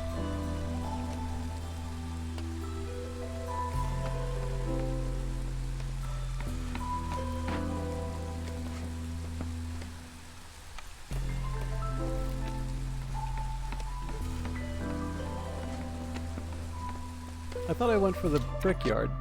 Am I losing my mind?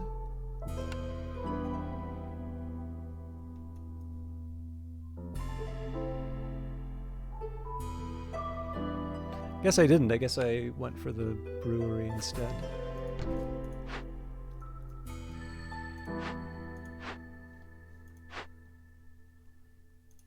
I'll make this a -1. Okay, I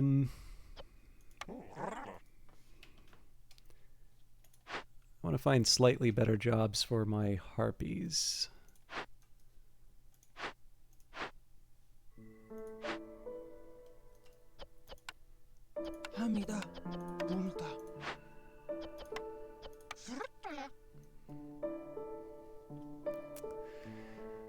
Okay, what are some of the other idle jobs right now?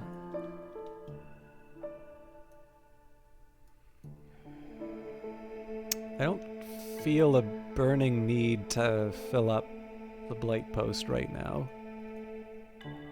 I mean, I suppose if there's no other work being done, that might make sense, but...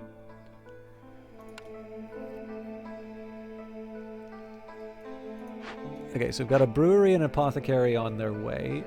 The smelter was originally going to go here, but maybe we want to reconsider that. We've got a carpenter. Rain collector and geyser pump, not that we're really using them. Don't need the makeshift post yet. Don't have a lizard, so that's not relevant.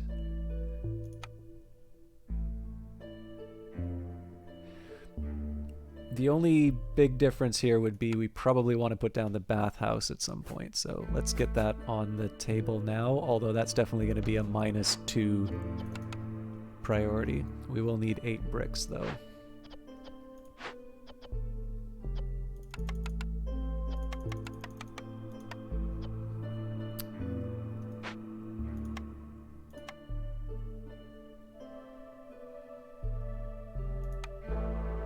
There's the other building that we... Okay. I think I'm going to hold off on placing some of this stuff because I know I need to move the garden.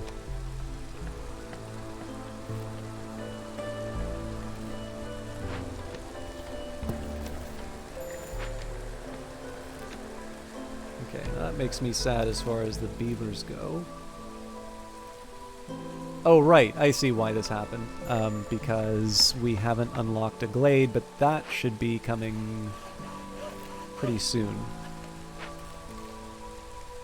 I've currently got way too many idle people.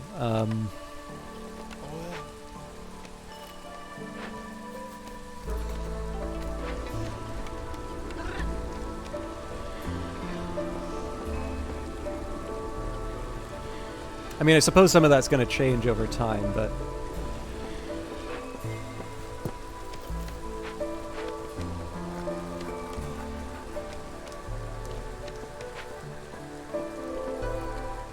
There we go.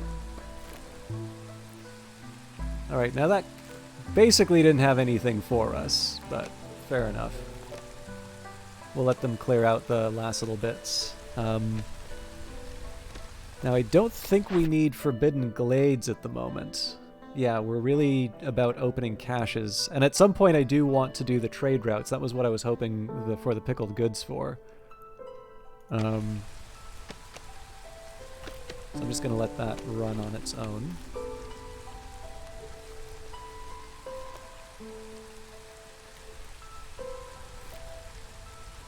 I don't know, I don't have too much to worry about at the moment. Takri, good to see you. How you doing?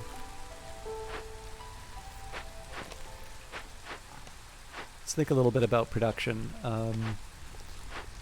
So if I want flour, that's got to come from roots and grain.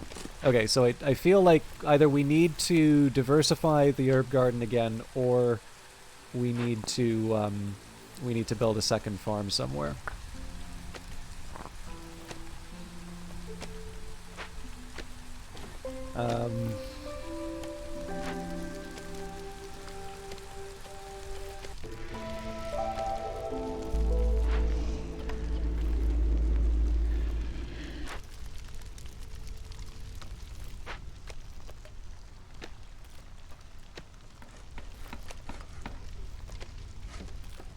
I'm going to let everything just sort of run on its own for a little bit, but...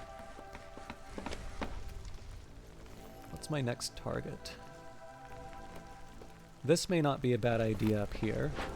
A lot of this we're really waiting on the planks and the bricks, so this is where the crude workstation and the carpenter should be helping us. At some point, I want to build my smelter.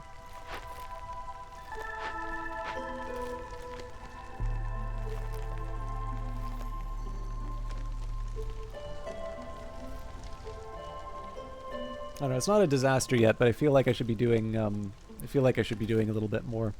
Kitty's feeling better, so you are as well. Oh, that's good to hear, Takri.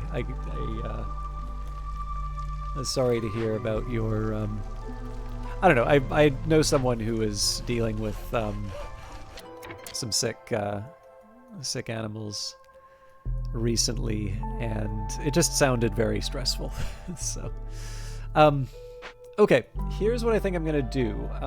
We're going to swing for the fences on this Forbidden Glade, which is probably a really bad idea right now, but I want to make some progress. In particular, I want to be able to head both to this glade and then eventually the Forbidden one.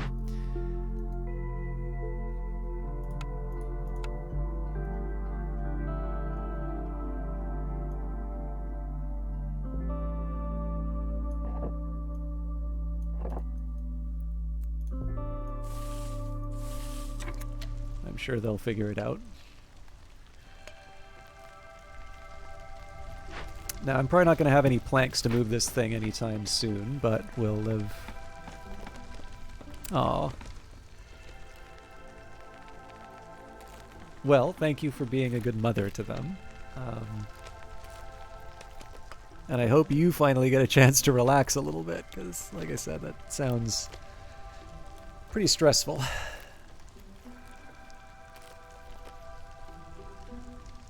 I got some very nice replies to the. I got some very nice replies to the Book of Hours feedback, like the bug reports and all of that. But I'm very curious about one of the bugs I encountered because it apparently is hard to reproduce, and it's I think I might have accidentally deleted the log that had it, so.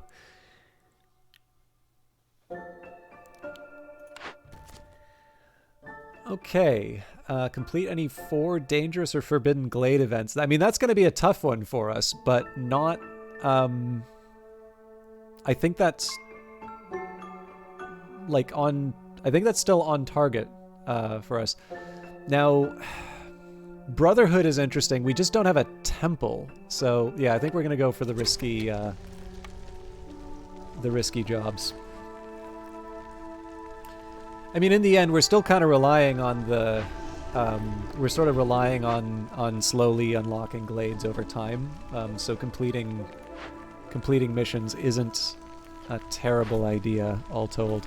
We also have 12 tools, so it seems to me like we can send another cache to the Citadel.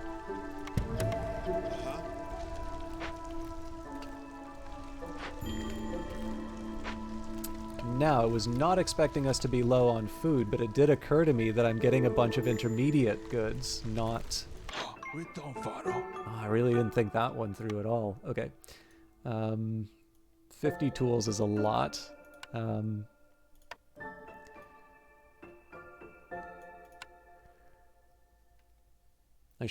can actually sell some of this sea marrow if I have to. This guy doesn't really sell... Yeah. This guy doesn't sell food. Okay, so there's a few things that I can do here. We're actually not going to give up the amber. I'm going to buy up... Let's see... Okay, so I'll just, on my, like, want to buy list... Yeah, so that's not happening. So if we kill the fabric cosmetics... Well, okay, actually no, the real question I should be asking is, so if I take my sea marrow and I crank this out, yeah, okay, so that's only 30. So let's give up half, because for whatever reason I wind up giving up half on these things. And if I evenly split that, no, I could get 6 tools out of that, which is like a non-starter. What's the cheapest stuff that I can get? Fabric, bricks, coats are actually fairly inexpensive. Fabric and bricks are the things that I build my city out of those, so let's put...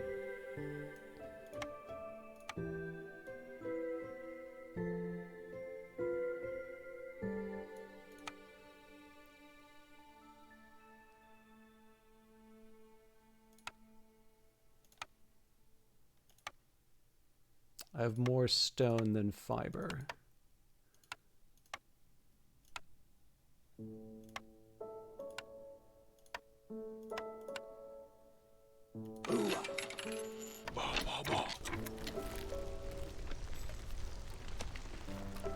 Yeah, the food situation is going to suck. I probably should have got that ranch now that I think of it. So this should mean the apothecary is a higher priority, as is the brewery. Yeah, everything's kind of getting spread out now. Alright.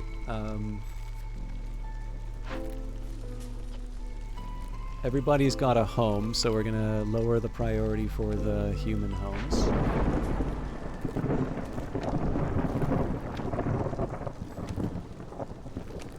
Yeah, starvation during the storm is absolutely going to suck.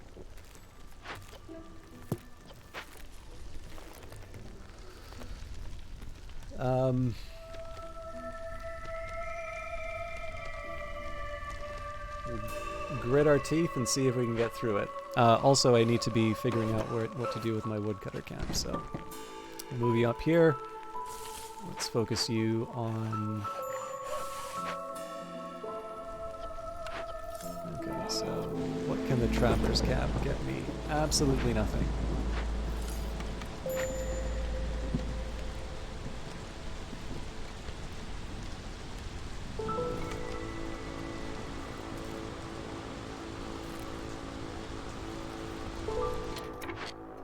Okay, so until I can move this thing... Oh! Finally.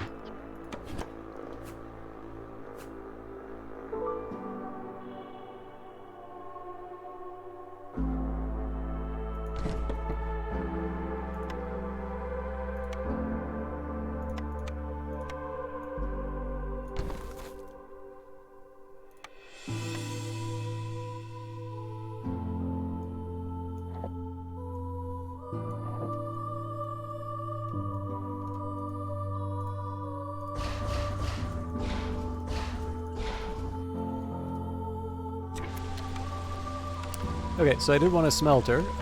Seems to me like this isn't a bad place to put some of this. So many things happening, none of them that I like.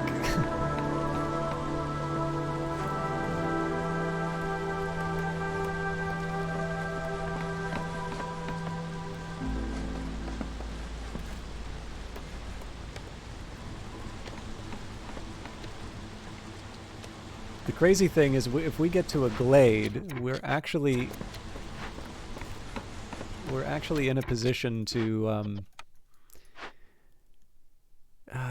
okay.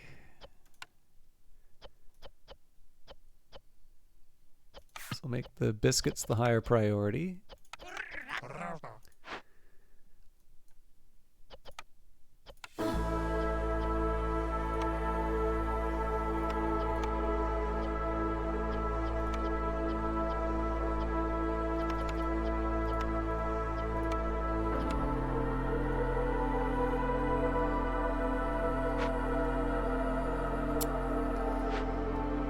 Yeah, I mean, it's not great, but if we can get through this, we have a pretty good shot at a considerably easier, like once we get out on the other side of this thing, we actually have a pretty decent position. The thing is, I need to actually be able to convert all this stuff into flour. Yeah, I've got absolutely nothing in terms of materials I can turn into food. So right now, the name of the game is to get into another glade. We're definitely going to lose some people. But I think at this point, this is the cost of doing business.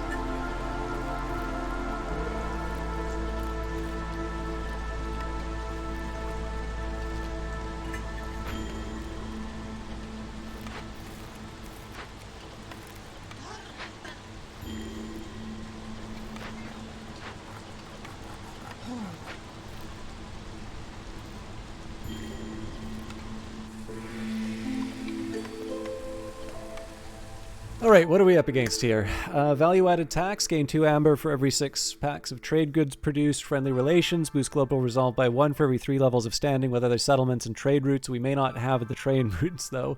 And driving water. Water is not only used for powering engines, wood cutting speed will increase by 10% for every 150 units of water used in rain engines. I think I'm going to re-roll this one. So, biscuit diet. Maybe. 50 amounts of goods produced in the herb garden. Very tempting here. And each newcomer group has 2 additional villagers. I think in this case we're going to boost our production. And this may kill the beavers, but...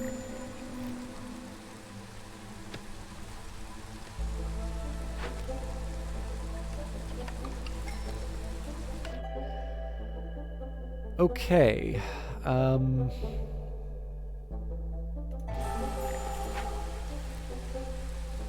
Yikes. So even the favoritism isn't helping us now.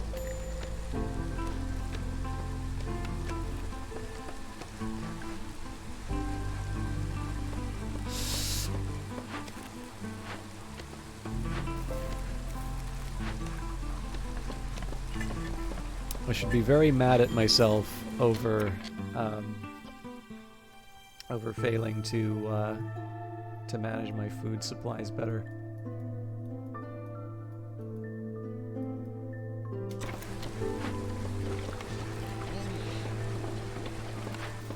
So honestly, at this point, I think we just need to like throw bodies until we can get until we can break through to a glade. I think at this point we just start replacing as many bodies as possible.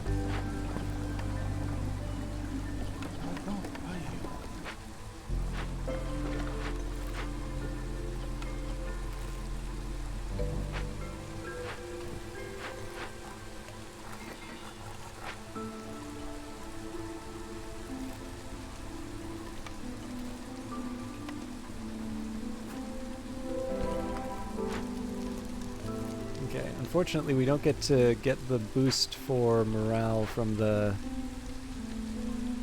harpies anymore, so that's something I need to keep a very careful eye on. I've got my smelter now, so what else was I missing? We've got the apothecary, the brewery. Yeah, honestly, at this point, what I really need to be doing is finding... I need to be finding a good food source.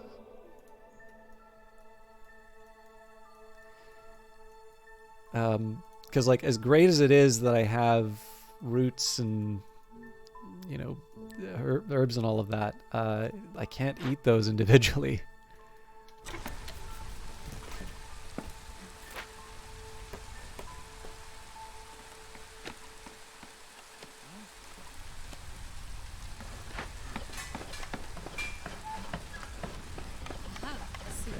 No pipes. We don't need to worry about the biscuits.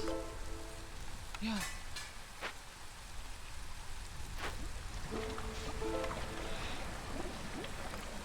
We can, however, make pickled goods out of berries, though, so maybe we leave the foragers... Wait a minute. Okay, so clearly I've misread something here. So do I not have an herbalist camp yet? That can't be right.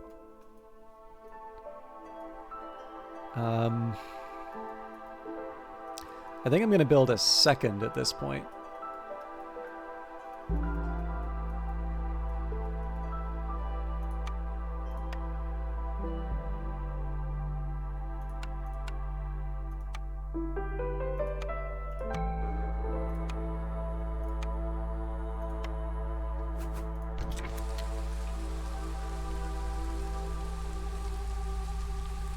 So another goal I'm going to have...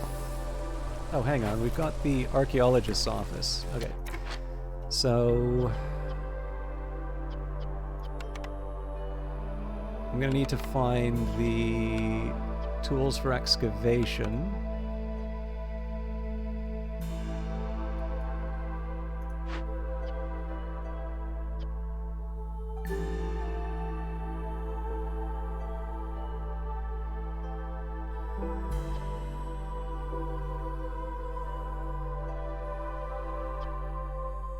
I think I'll take the time.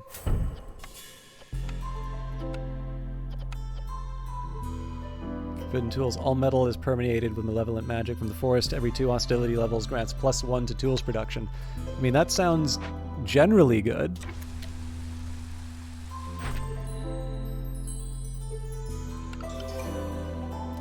Alright, this is a much needed building. Oh my god. This does not help me at all.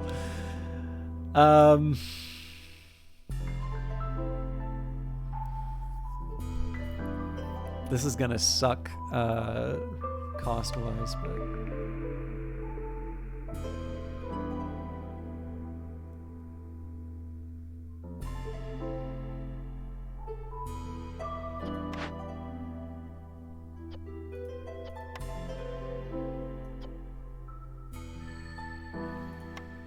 So do I go for the press for the oil, which will help me out with incense and such? Or do I go for the brick? No, I feel like the press is probably the right one.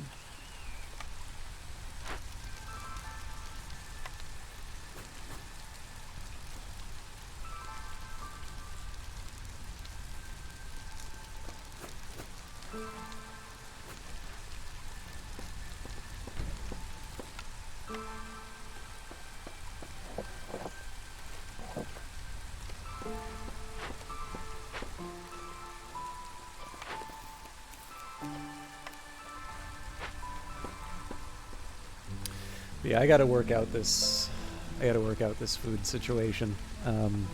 It's very dire.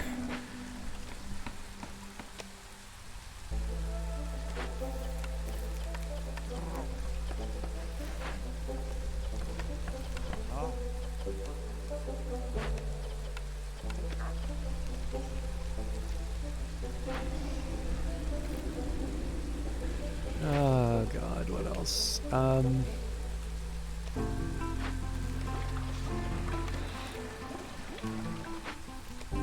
Yeah, I mean, we're doing the best we can with what we got right now. So we kind of pin all our hopes on this Forbidden Glade. On the plus side, we will at least be able to turn in the quest. But this is maybe a lesson for next time. I'm going to need to figure out a better food source. Well, actually, you know what? We might be out of the woods on that now that I think of it, because we've got the biscuits. So as long as we keep...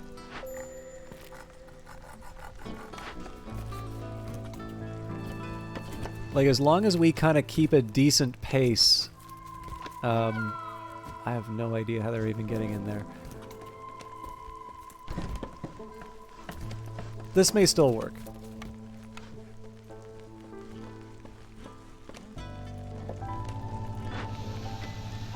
Okay, so oil... Oh, God. Okay, let's think a little more carefully about these lines. So...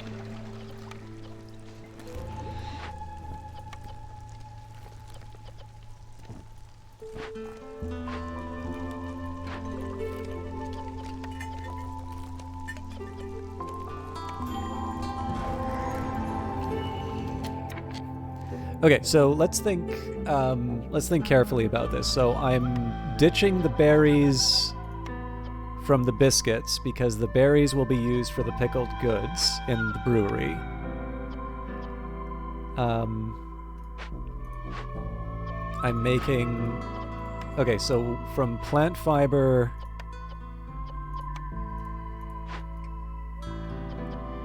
I make oil from plant fiber... so that I can produce cosmetics? Does that make sense?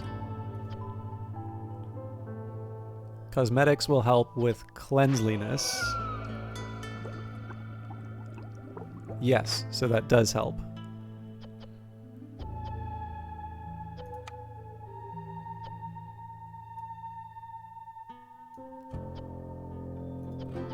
Maybe we won't quite get rid of the food from that yet. Okay. Now, for producing flour, it's 8 and 10 or 7 and 10. So we don't produce flour here.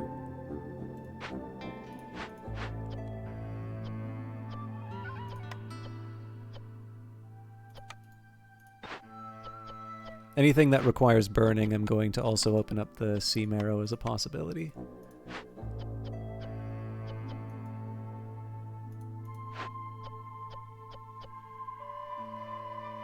Why are you not making barrels?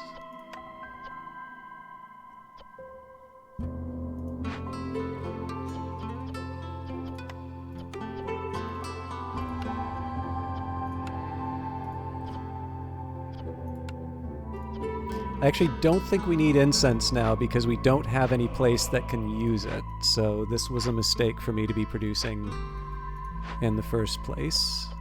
Okay, we're starting to We're starting to go interesting places here.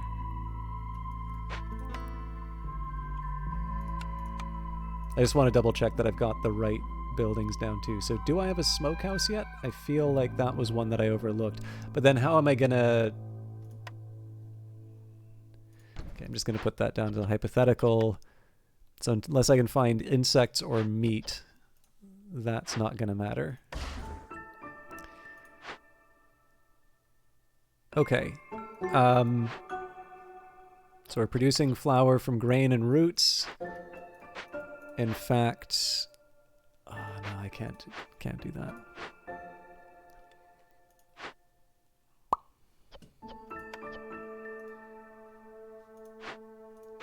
Let's omit the roots for biscuits. So that's going to be grain only.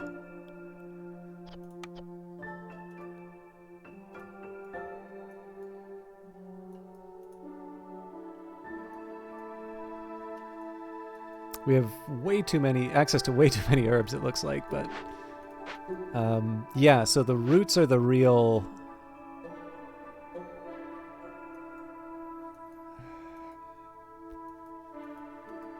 shortfall here.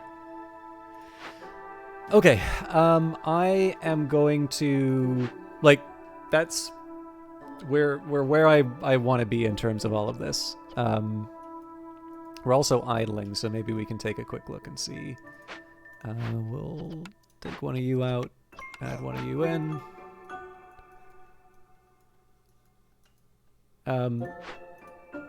Okay, so sea marrow is interesting and all that, but perhaps I could get something that will feed my people. I think probably we go nuts on making farms, if I'm completely honest. Also, it occurred to me that I can finally make my harpies happy. Okay, so, hungry mistworm. Oh, Jesus. Oh, Jesus. Okay, stones it is. So, hungry mistworm. A small yet dangerous creature. It normally lives underground or hides in the mist, but this one seems to be more courageous than its kin. So in 13 minutes, mistworm infestation. There will be one mistworm, soon many more will follow. Destroys all stored food, both raw and cooked. Now we can feed it. So heavy fog working effect. The forest is shrouded in a thick miasma, making it impossible to see past the trees. Dangerous and forbidden glade warnings disabled. It is active only when the corresponding glade event is being worked on. And for that, we would need 20 or 30 of any of my food. Obviously, that's not happening. We would gain stone, ancient tablets, and crystallized dew. Alternatively, we can chase it away. Now, it would be preferable if I used like training gear or tools or something like that. But like, let's be honest here. I'm not giving up the food. And it is nice to get the Queen's Grace. So, hungry mistworm, cooked and raw food in the warehouse, is disappearing at a rate of every 5 items every 10 seconds. Ah!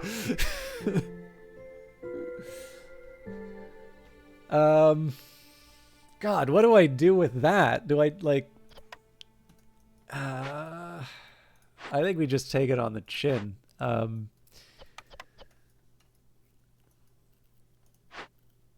there's no other option. So, enjoy your hunger.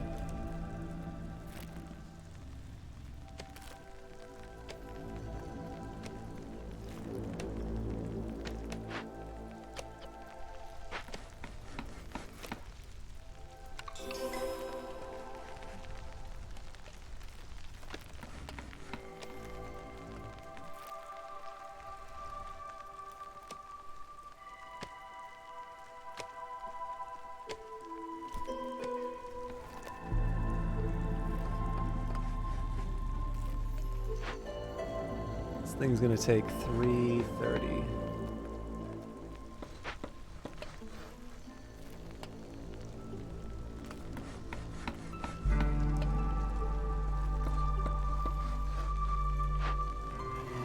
Now, the reasonable question at this point is, what am I doing with this woodcutter's camp? We may want to put a farm down here, so there's a little bit of logic in terms of clearing that out, but honestly, at this point, I think there's 2 big reasons to move over here. So number 1, it gives me access to a small glade, but number 2, this is where I can put another farm. So we're gonna move you to the other side of the world.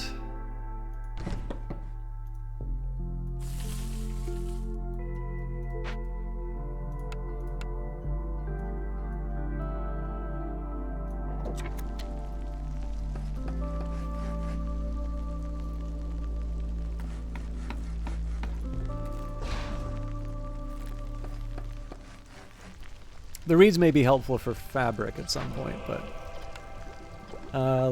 we'll let the event get worked. And we're starting to lose the harpies. Okay, so we'll stop playing favorites for a bit. I'm assuming this is going to be the effect of the hunger.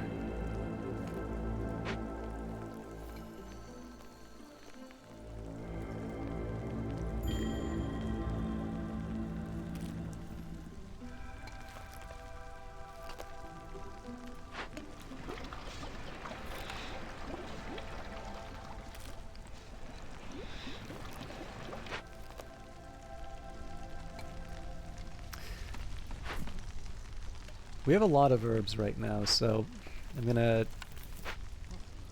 turn these into root gardens.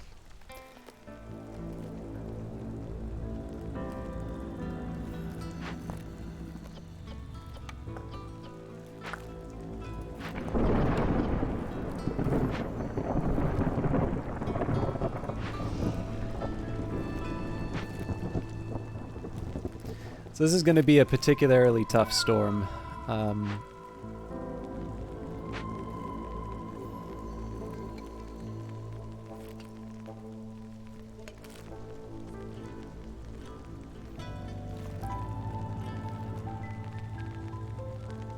But we'll work with what we got.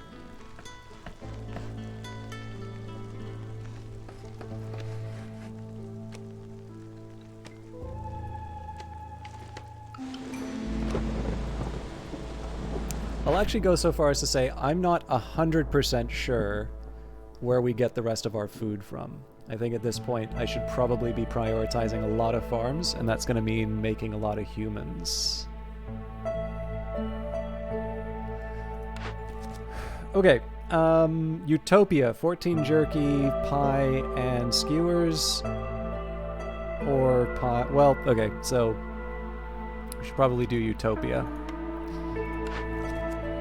And playing with fire, cut through forest, discover 4 dangerous or forbidden glades, or have 22 harpies for 30 seconds. That one's basically impossible, so we'll do playing with fire.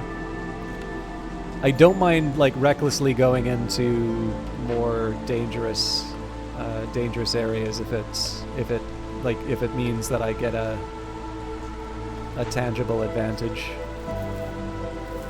But yeah, I think the way I'm going to work my way out of this is we can collect quite a bit as far as the herbs are concerned. And so again, the reason why I put the logging camp down here is I want to start building towards farms. So we've got one here.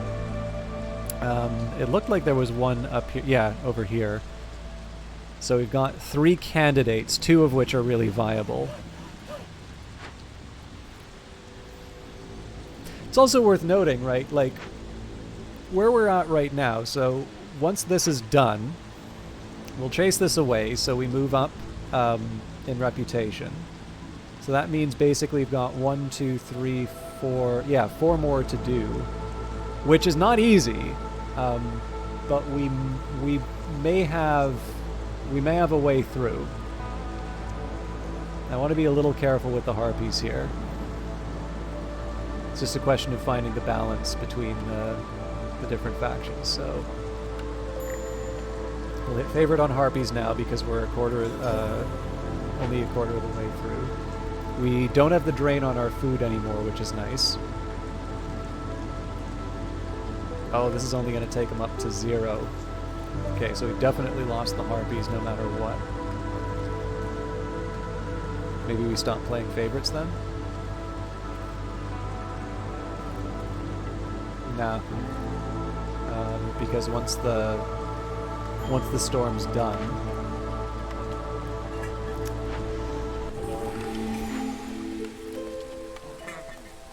okay, so we can start playing favorites stop playing favorites for a little bit. So again, not great that we lost someone, but manageable. Zorg is here, so if I want, actually one of the options I have is to take a lot of this money that I've got and to turn it into, turn it into the goods that I need. I'm probably going to wind up doing that, but let's take a step back. So we have a cooperage, a kiln, a scribe, a weaver. The scribe is tempting for the scrolls.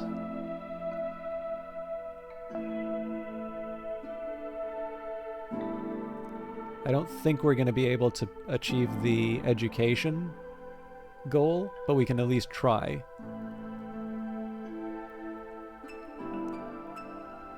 Weaver lowers my costs for producing fabric, which is not bad, but maybe not like the top priority.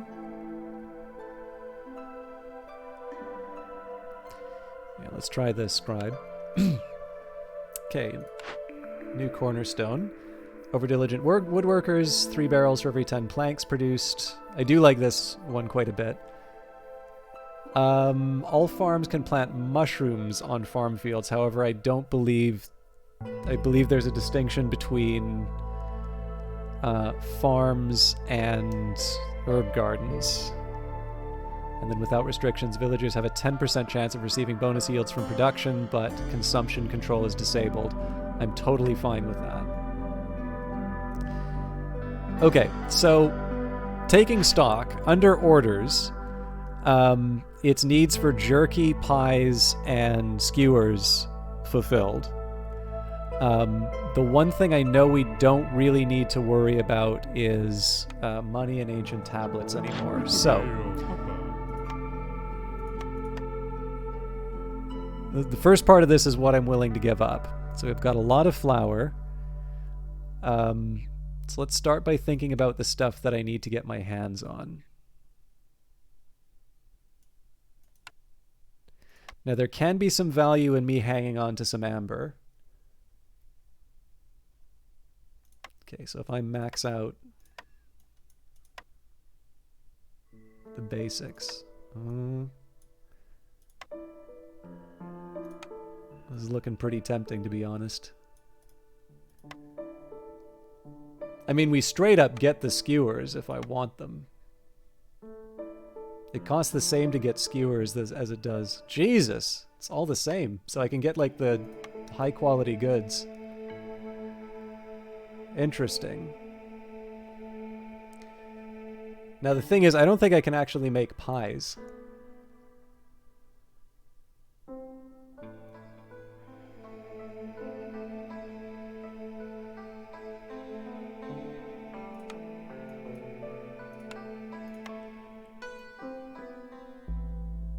So I'm playing with fire here, so I want to be kind of careful. Yeah, not that much.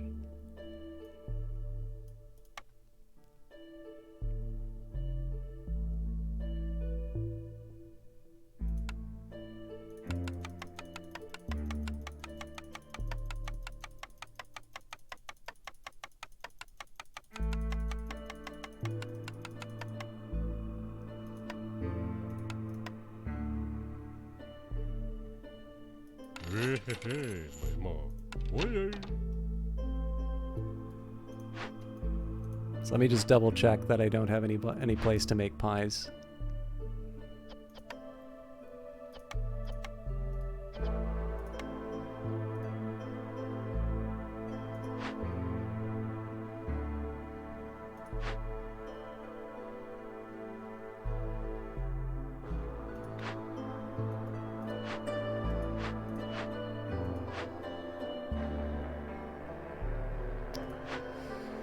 Yeah, I wish it were otherwise.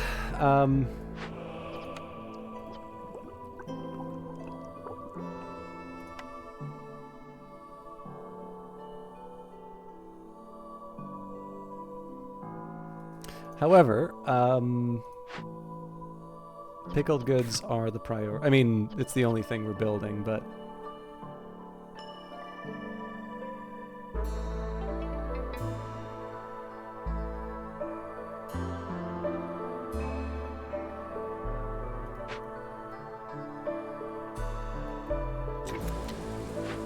Okay, let's live with that for now.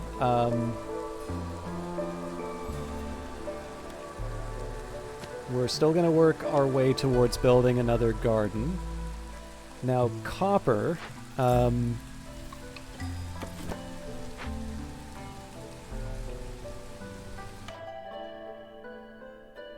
think I kind of need harpies right now.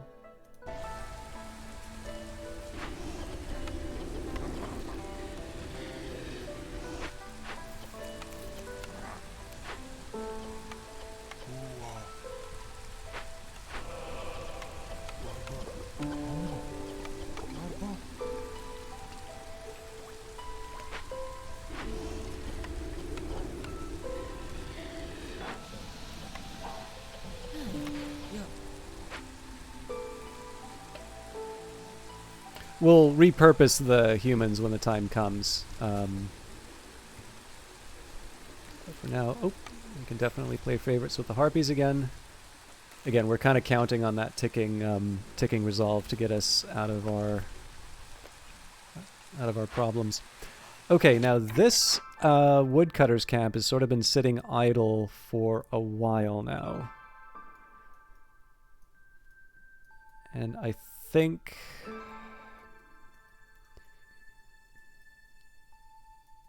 It's a little scary to do this. I'm going to just slightly adjust where I put the camp. God, that may not even push me in. Okay.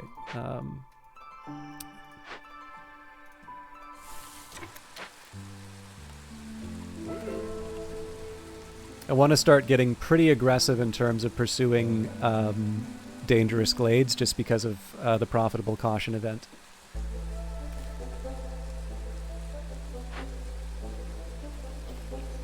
Now, what I am curious about is my tools production.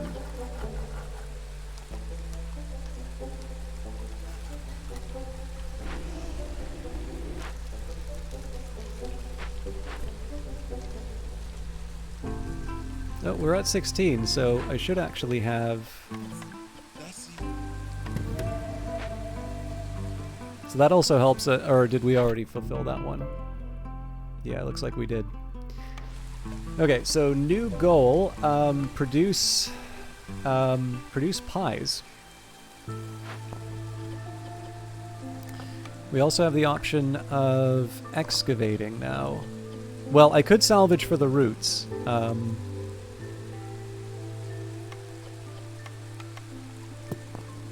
don't know, I think I like this idea of excavating. But clearly we're not going to do that until the other tasks are done.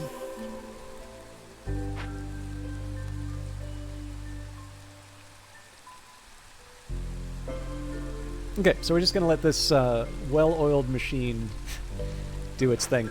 The one thing I'm really kind of hoping to count on here are the pickled goods.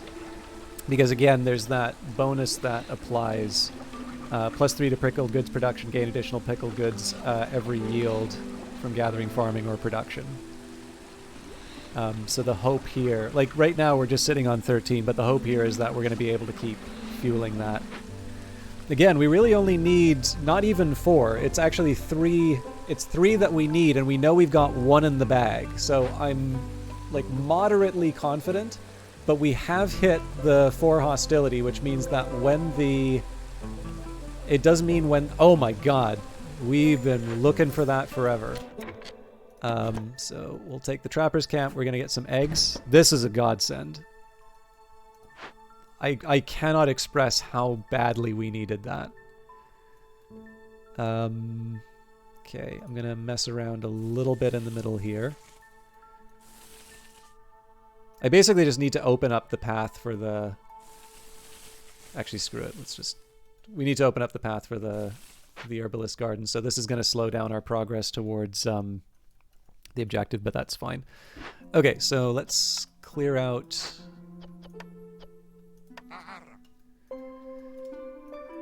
I had some, like, idle work that people were doing, so...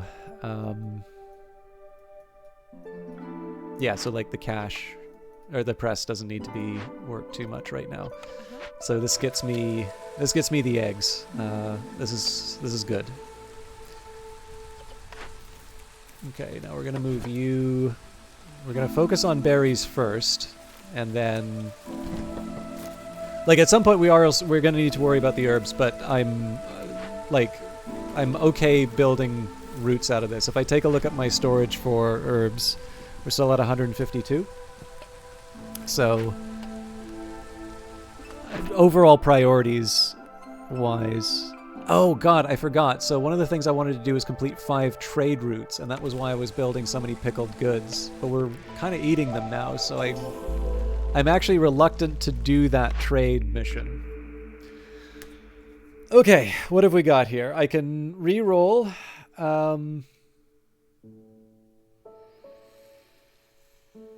Honestly, at this point, I think we just go for the Harpy House. Because that'll keep the Harpies happier, which means that they are eventually going to, that ticking contentment's going to work. So, I mean, let's be honest, it's going to be scary as hell with the food situation for a bit, but we've got 9 to each, so...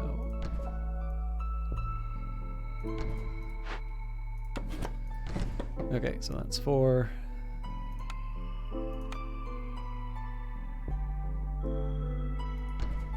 6.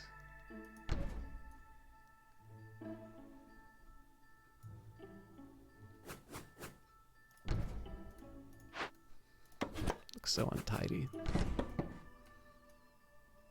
Yeah, it'll do.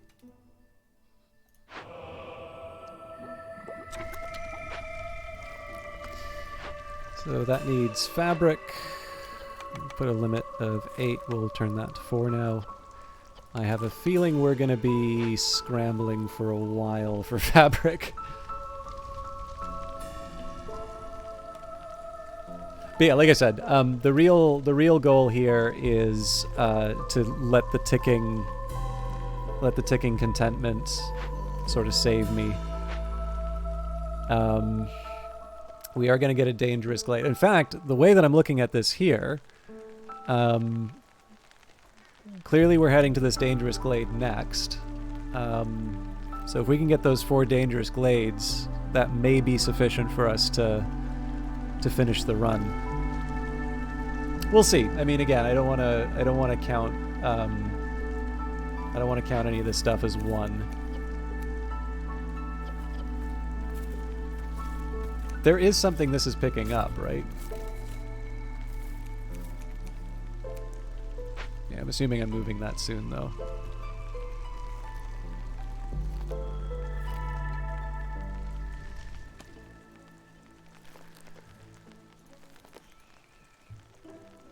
So I do have a small dilemma here. Do I wait?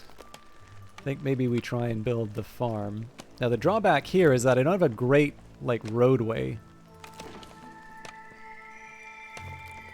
But I think the more meaningful question is, am I really going to...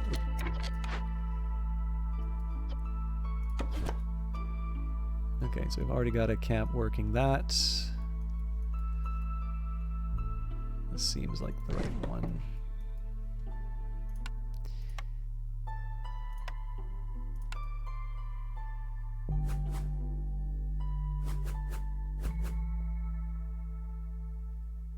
Yeah, I think that's gonna... It's gonna have to do it. Okay, so as far as priorities are concerned, I'm okay ignoring the excavations right now. We are on our way to building a second source of roots, which is good. The smelter's not being worked currently because they don't have enough copper bars. Now that should be coming from chopping down wood. I was originally going to build a mine, but, like, you know, I gotta work with the priorities I have.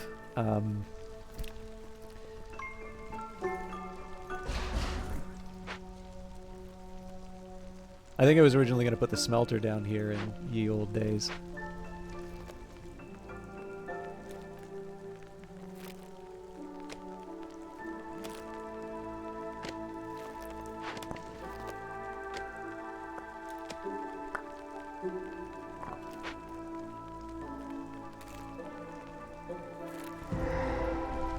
Okay, how screwed are we?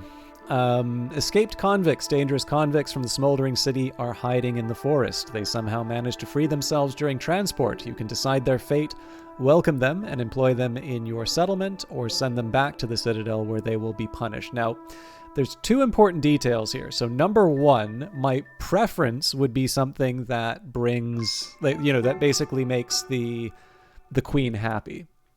And that would be arrest. So in this case here, I would either give up the stone or I would give up the tools. Now, the important thing to remember about the stone is this is kind of my last chance to use the stone in this way. I don't have another source of stone right now, so I've been using it pretty consistently. I've been using it as if I have like a large quantity, but I really don't. It's something that I just got a large amount of at the start, and I think there's a little bit that comes from the sea marrow, but like I shouldn't count on keeping that. So again, the important thing here is that I can kind of rely on the ticking bonuses to move myself up, and that would allow me to save either the tools or the stone. Now, the alternative would be to persuade. So villagers have heard rumors of dangerous fugitives in the area. They are worried that desperate criminals might attack them. -7 to global resolve. It's active only when there's the corresponding Glade event that's being worked on. Now, we do get 5 additional villagers, and we get a bunch of good items.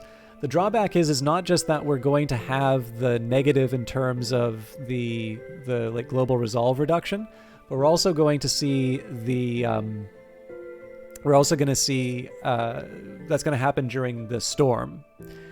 So in this case, the other dilemma is that we've got the send to the Citadel option for the large abandoned cache. Now, I think we only have 12. Yeah, we've got 12, so we wouldn't have been able to work that anyway.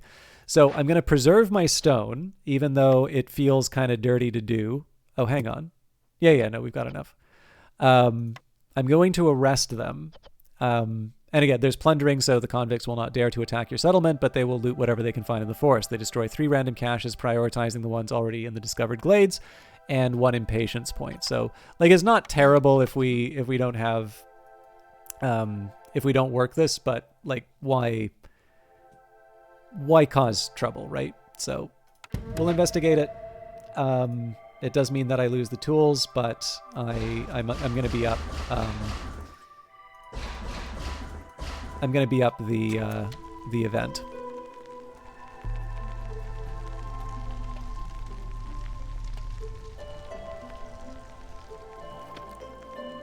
Oh, I do need to find someone to construct stuff, though.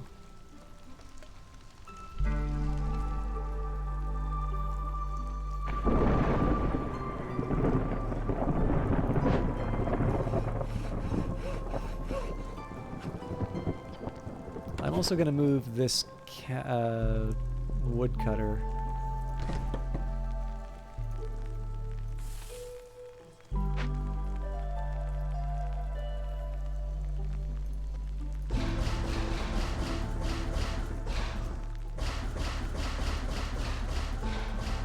I guess I'm making it kind of slower to work this right now, but...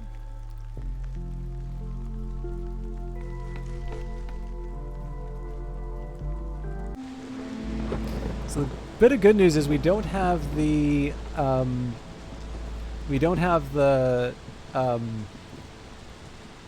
low food warning, which is nice.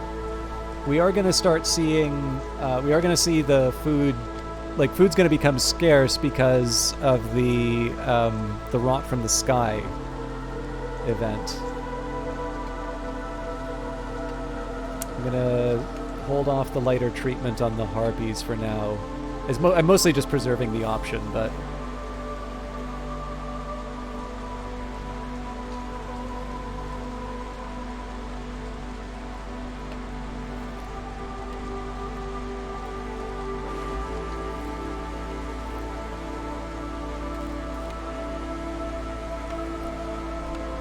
I'm also going to get another herbalist camp. Or garden, rather.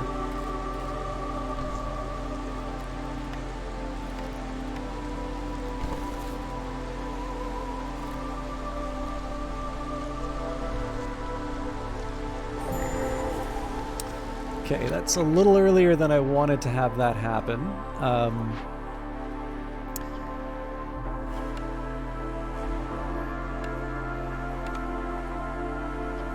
But we absolutely have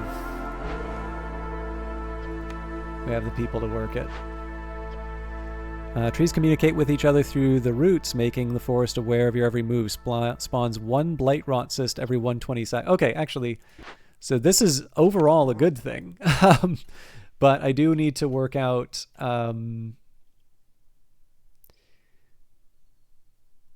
so maybe we ditch a couple people from the bathhouse.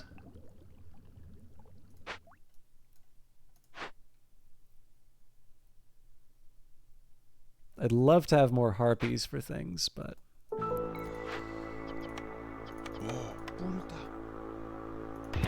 I think that'll actually be something that we win with.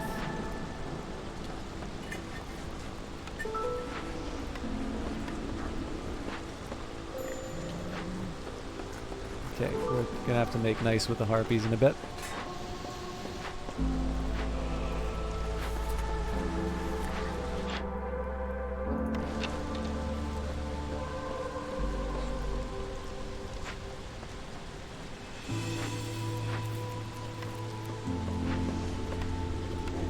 Get them working at the camp.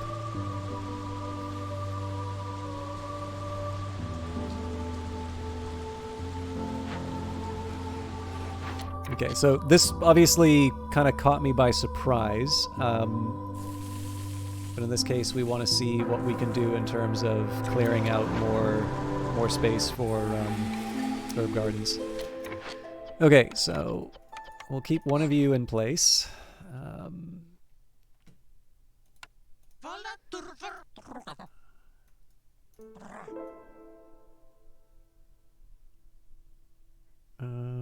Yep. New cornerstone. Local taxes, Zorg Street and secret ingredient. That pretty much we should go for. Or +2 to reed production. Nope, we're going to go for Zorg's secret ingredient. I thought we might have gone for that already, but oh, we've got it twice over now. So that'll keep us in skewers as we produce pickled goods. So lighter treatment for the harpies again to get that ticking resolve.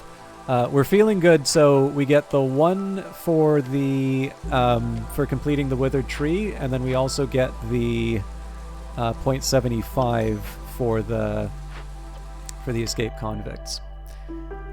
Berries would be nice, but we need humans to work the gardens.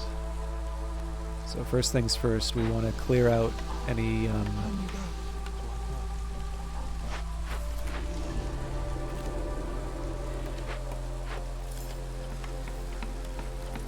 sorry, 1 second here.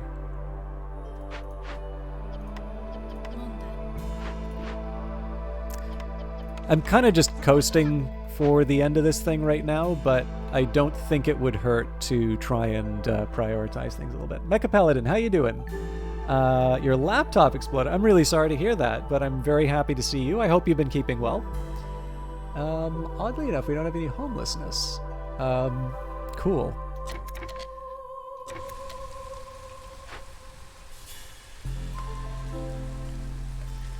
Okay, a couple people working the bathhouse.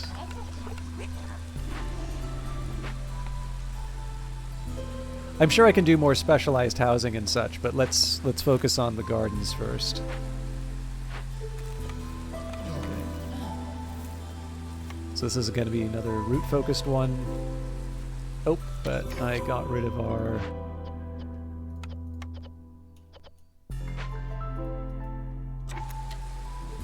got rid of our builders. Additional blight rot cysts appeared.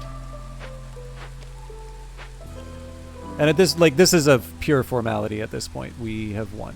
Got to go to the Oilers-Kings game. That was, oh, great to hear. I have not been to a hockey game since I was in high school, I think.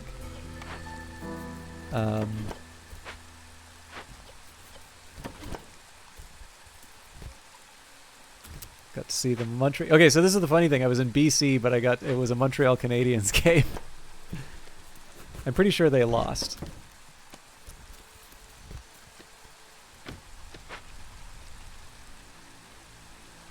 But yeah, it sounds like you've been having, besides losing your laptop, of course, it sounds like you've actually been having a pretty good time.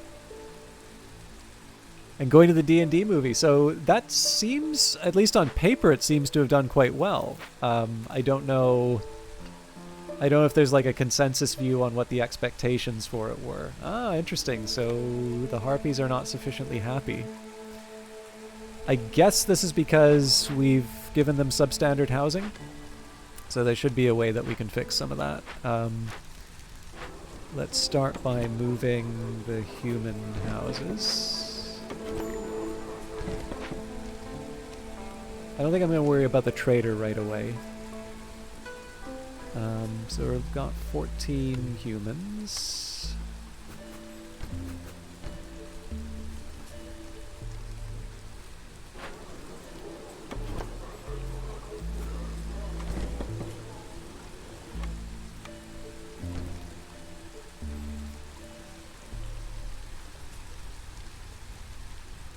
Okay, so we need one more harpy house.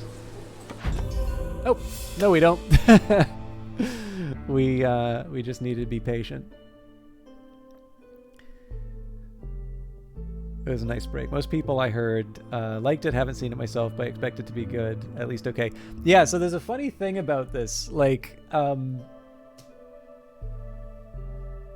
don't think oh no, I did actually see it on, I think I actually took it out of a library. So it's very funny. They threw enough money at it that it could be. Oh, don't. Yeah, that's the worst. That's the worst assumption to make about a movie. So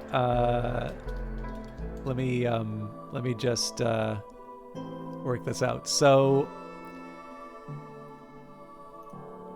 let me put it to you this way. What if I told you that there was a motion picture based off of an incredibly, like, I'd almost put down as like foundational might be a little bit too much, but like an extremely well-known and beloved almost like science fantasy story that I think had something like a $260 million budget or so. I don't know exactly what the cost was once you include marketing and such. And is helmed by a 3-time Academy. Well, actually, I can't remember if this was before this person got it, but the person who directed it has won 2 Academy Awards and has been nominated for 3 others for screenplay, admittedly. Sorry, 3 screenplay and 1 adapted screenplay. And on top of that, they are one of the like early people at Pixar, right? So like on paper, this is a win, right? The film was called John Carter, and it was a failure large enough that it appeared in the quarterly financial statement for Disney. I believe hundreds of millions of dollars written off because of that movie. But yeah, in any case. So yeah, it was an adaptation of A Princess of Mars by so the adaptation was Edgar Rice Burroughs' A Princess of Mars.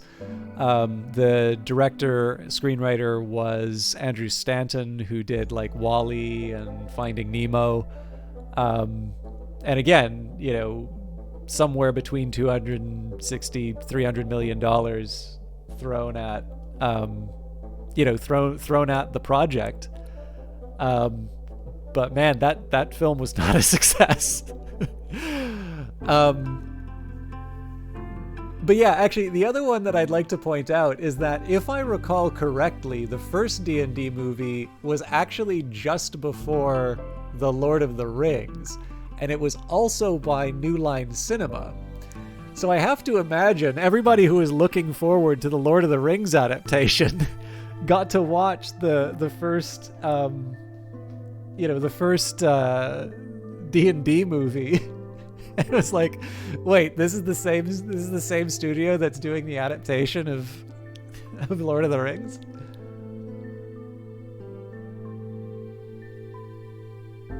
The 2D. I didn't realize there was a second one. Let me just take a quick second here. Again, we'll focus on Against the Storm, but I want to see.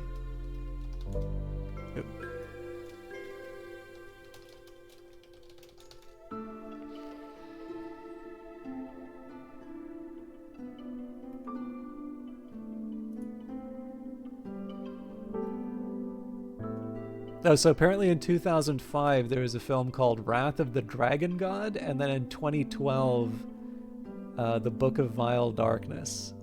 But yeah, like, didn't the first one have like Jeremy Irons kind of snarling at people, and then like the other villain had like a very strange blue lipstick? Yeah, anyways, it was preposterous. Okay.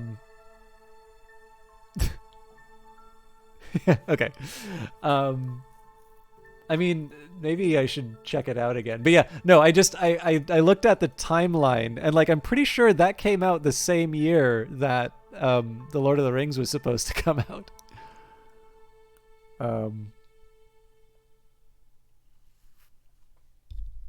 Well, obviously I don't remember it that well, but anyways, yeah, sorry. But yeah, no. It's fun. Like, obviously film is a topic that's still somewhat near to my heart. So maybe if it's been more than 10 years since you watched it, honestly don't remember when I watched it. Clearly I can't appreciate it unless I see it on the big screen. I actually really want to see Avatar 2 though, and I realized that the window for me to be able to see it in 3D is closing, so but yeah. I mean, in fairness, when the D&D movie was made in the 2000s, like I'm pretty sure Hasbro would have owned it at that point. So it's not like it's an unknown quantity. And, you know, again, if Lord of the Rings was imminent too, like that certainly was another marker. The X-Men movie would have been made by that time, I'm assuming, as well. But yeah, so like definitely the hints of like nerd culture eating the world was, I feel like it was there, but you're right, like it's very hit or miss in terms of the attention that people give. I mean, even after nerd stuff became more popular, I don't think anybody said anything really nice about the Assassin's Creed adaptation. So, and have a good one, Vanguard Master. Good luck on your work. But yeah, I don't know. I realize this isn't an original statement, but it is kind of fair to say I do rather wish there was more.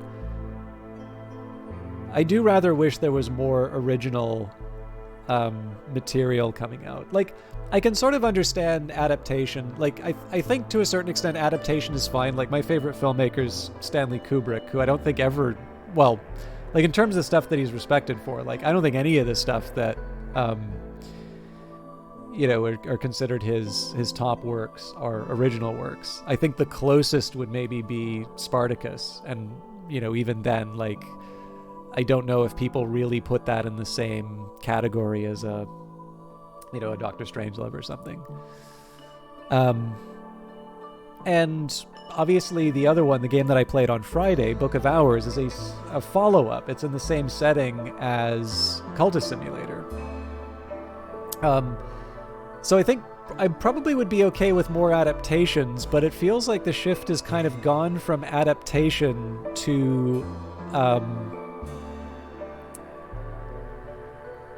like you're you're buying up the IP to create a franchise. And so like, I'll be honest with you, I don't know that much about like the X-Men or the Avengers or anything like that. So I don't really know, like, I don't know if a lot of these comic book adaptations are actual proper adaptations of some of the like storyline. Like, I'm assuming that some of the storylines are familiar, but I don't know if these things are like, yes, this is a really well-known, Avengers story, which we now get to see on the big screen. So like, again, I don't know that much about comics, but like, I think there's a Batman story that Alan Moore did, like The Killing Joke, which is a reasonably well understood one. But so far as I can tell, hasn't been adapted to the big screen. It's always just been an inspiration for various Joker stories. Okay, so it does seem that some of these ones are. So like that sort of stuff I actually can kind of understand. Like, I don't necessarily think everything has to be 100% original. So another example of this would be something like Game of Thrones, right?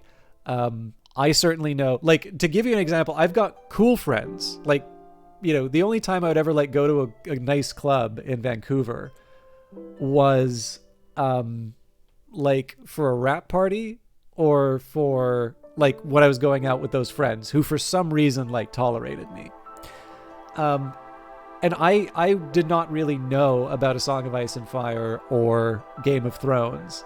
And how I found out about it was those friends were raving about it and explaining to me all the relationships between the families. And I'm like, this is normally the nerdy stuff I bore you with. Like, what on earth happened? Like, what is this show? And like, obviously it was a good show. I haven't really seen beyond a couple seasons of it, but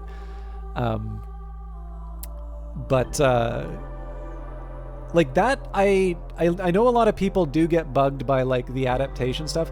I have kind of made my peace with that, because in the end you can have good adaptations which allow you to sort of see something that you really like on the screen, and then you can have very like rote, like, so I'll give you an example. I don't care that much for the Watchmen adaptation, because I think the Watchmen adaptation way too slavishly tries to be shot for shot what the comic was, when the comic was very deliberately trying to be something that was distinct from motion pictures. And on top of it, it does not actually follow its own rules, that once it becomes inconvenient for the film, it does actually cut things out. So like the pirate story is completely absent. The ending is completely different. Because in the end, I think they kind of knew that it wouldn't work on the screen. Yeah, wasn't Wheel of Time supposed to be Amazon's like answer to? Well, I guess Amazon's been looking for its Game of Thrones for a while, but like I guess they did Wheel of Time and Rings of Power were their two big shots to try and do high fantasy. But yeah, anyway, I mean, I think everybody's going to have their own views about like what were good adaptations and what weren't good ones. But I think in the end, I think there's been enough very good. There's been enough good stuff that I think people have. I think people can find a little bit of like wriggle room in terms of saying that adaptations aren't necessarily bad. I do sometimes worry though about the need to sort of franchise everything though. Because to a certain extent then I don't really know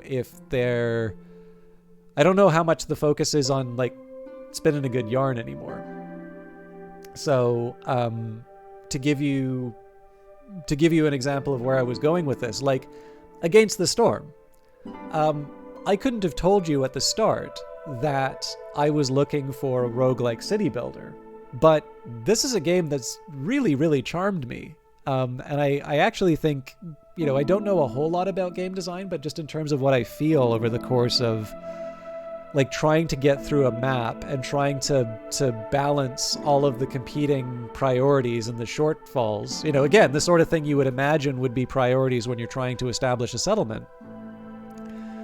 I feel like, what I feel in the game, as well as just this very original idea, these are things that are like, I'm delighted by them precisely because I never knew I needed something like this. But could you imagine what this would be like if they spent, half an hour at the start, like trying to world build, like I kind of want to know a little bit more about this Smoldering City. I kind of want to know a little bit more about these cycles. And precisely because they don't spend, actually, let me see. There's an essay I really like. Maybe we'll actually,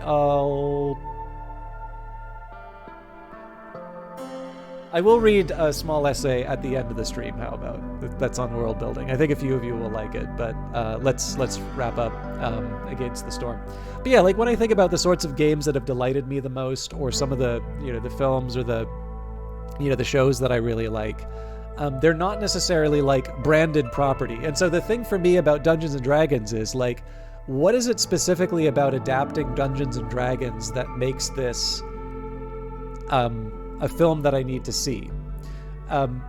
Because there are stories that are told in Dungeons and Dragons, which are ones we care a lot about, right? Like if you go to any reasonably sized bookstore, there's going to be like the fantasy section, and then there's going to be like the D&D books and the Warhammer books, and like, so it's, there's tons of room, and like very well-known authors, working in these in these spaces, making beloved characters. So it's not that it can't be done. But in the end, when I think about the things that make Dungeons and Dragons interesting, it's the ability for me to tell stories in that world. And so it's one of those things, like for me, those kinds of adaptations have never quite worked for me. I feel like in the end, I kind of want to know a bit about the story that's being told.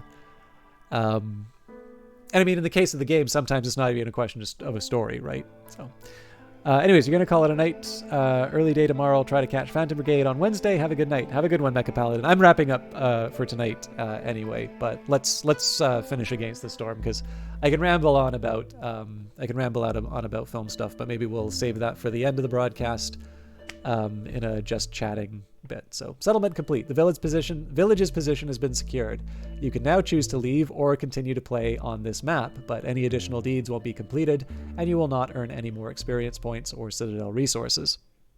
So we got our 63 food out of that, 140 experience points, score multiplier of 1.5, 150 for a win, 420 for the reputation, 330 for impatience left. We actually did quite well with impatience on this one.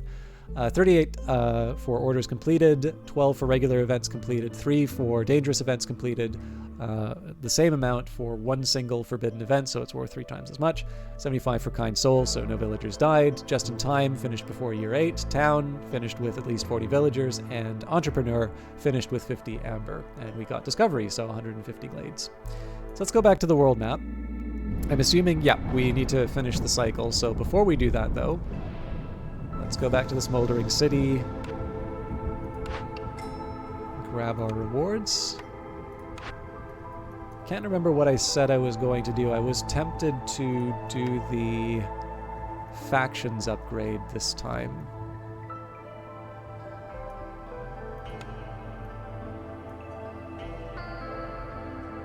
Actually, I'm going to unlock the Harpy House first. And then we will get the Obsidian Archive, so permanent minus 2% at the speed at which the Queen's Impatience grows. And when we start the next cycle, we will introduce factions. So factions will settle the world map alongside you. You can set up trade routes with their towns and compete with them for bonus resources at the end of the cycle. So we don't have much else to put in. So, factions and influence. There are multiple competing factions constantly trying to settle the world map. It usually takes a few years to establish a town, but if they succeed, they'll claim the resources of the surrounding map tiles and remove any nearby modifiers or treasure chests. Once a faction decides where to settle, a colored border with a number will appear on the given map tile. The number shows how many years you are left before the faction establishes the town. Although faction towns may sometimes be an obstacle in your endeavors, they can also be very useful.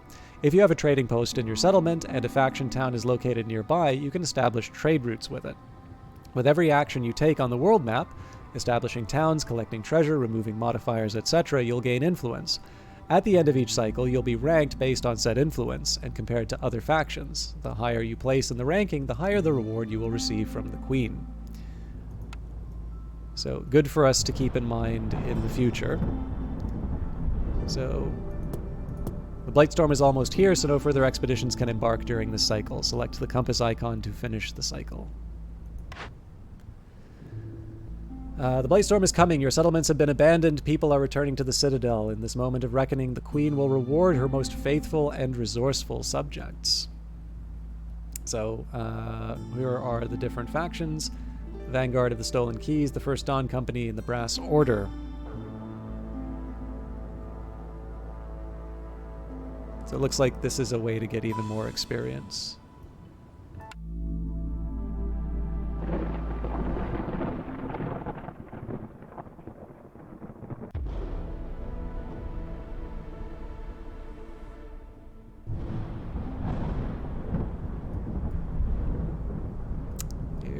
Go. So what I am a little curious, so they'll embark here in 6 years. So I was kind of curious, it's like if I claim this before them, does that affect anything? So I think probably what I might do next, given that we have not yet tried the Cursed Royal Woodlands, maybe this will be where I start next week.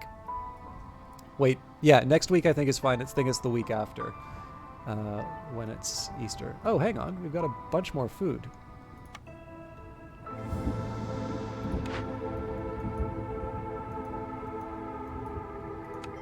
You know what? Let's worry about that at the start of next stream, because I did have another thing I wanted to do. But this is neat. Like I like the fact that they start unfolding. They sort of dole out some of the other sort of overworld elements over time. I think that's a nice little feature. I was obviously reluctant to try and pick that stuff up. I was reluctant to pick it up at the, at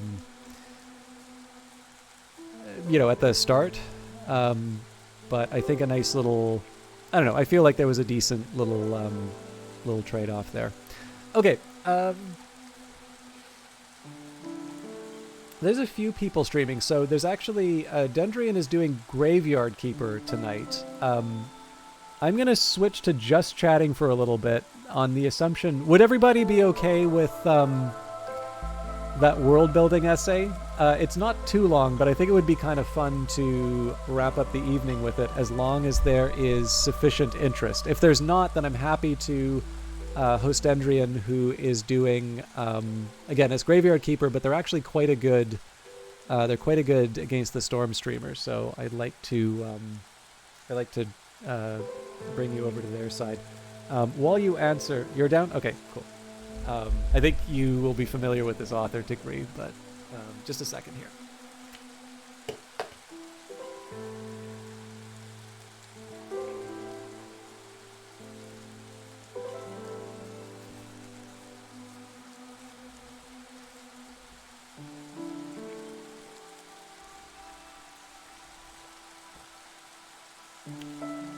So this book actually has a nice little message in the start of it for me, but this is from a book called Against World Building and Other Provocations. Is anybody familiar with this book?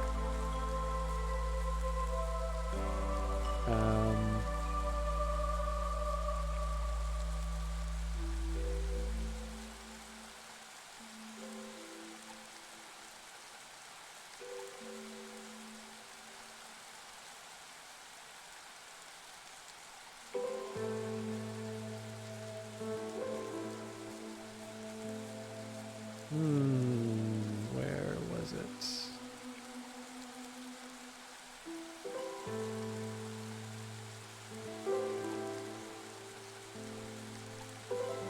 You have it. All right, so you might be familiar with this essay.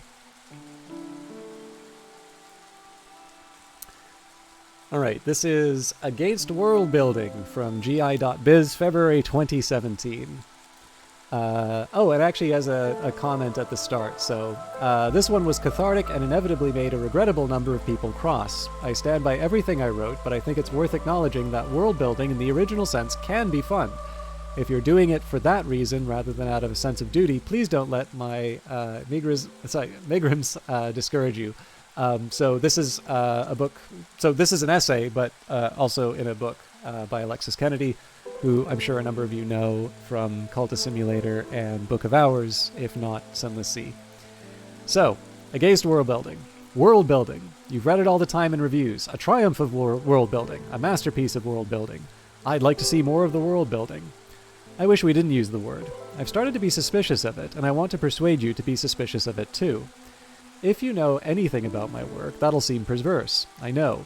Half of the reviews of Sunless Sea and Fallen London praised the world building, even when the reviewer wasn't so keen on the game, and I'm off to work for BioWare next week.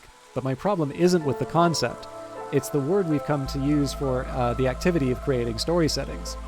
That word drags at the activity like a homicidal small child hanging on a steering wheel until we swerve off the road into a snowbank.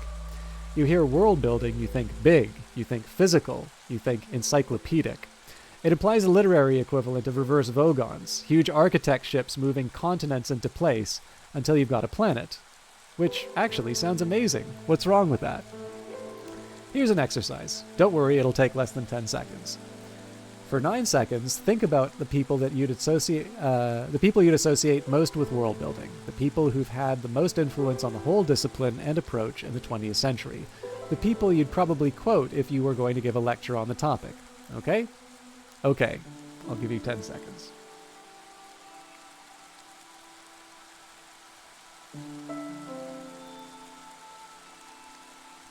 For most of us, a certain Oxford professor of Anglo-Saxon is going to be pretty high on that list.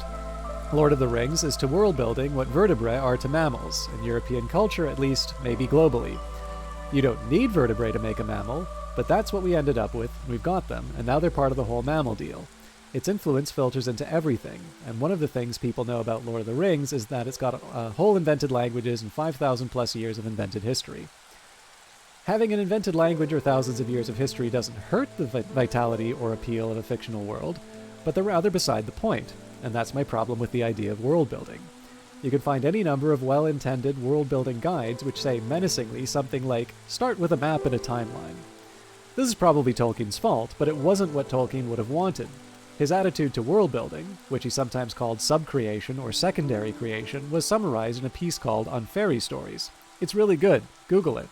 It's so good that I think we can honestly forgive him for going completely over the top with spelling, not just fairy, F-A-E-R-Y, which I rather like, not even fairy, F-A-E-R-I-E, but actually fairy, F-A-E with a umlaut over it, R-I-E, John Ronald Reuel Tolkien, Lord of the Metal Umlauts. Parenthetically, I'm not just talking about fantasy in the strict sense. This applies to mass media SF. It doesn't to Stanislaw Lem or Greg Egan being cerebral, but Mass Effect or No Man's Sky or Elite Dangerous or fairy stories, which is fine. I only mean that they're a particular kind of delicious escapism that riffs off of people's expectations. And though Tolkien might have been a cantankerous old technophobe, everything he says applies to SF fairy stories too. Here's what Tolkien has to say. Quote, in the realm of fairy story is wide and deep and high and filled with many things. All manner of beasts and birds are found there, shoreless seas and stars uncounted.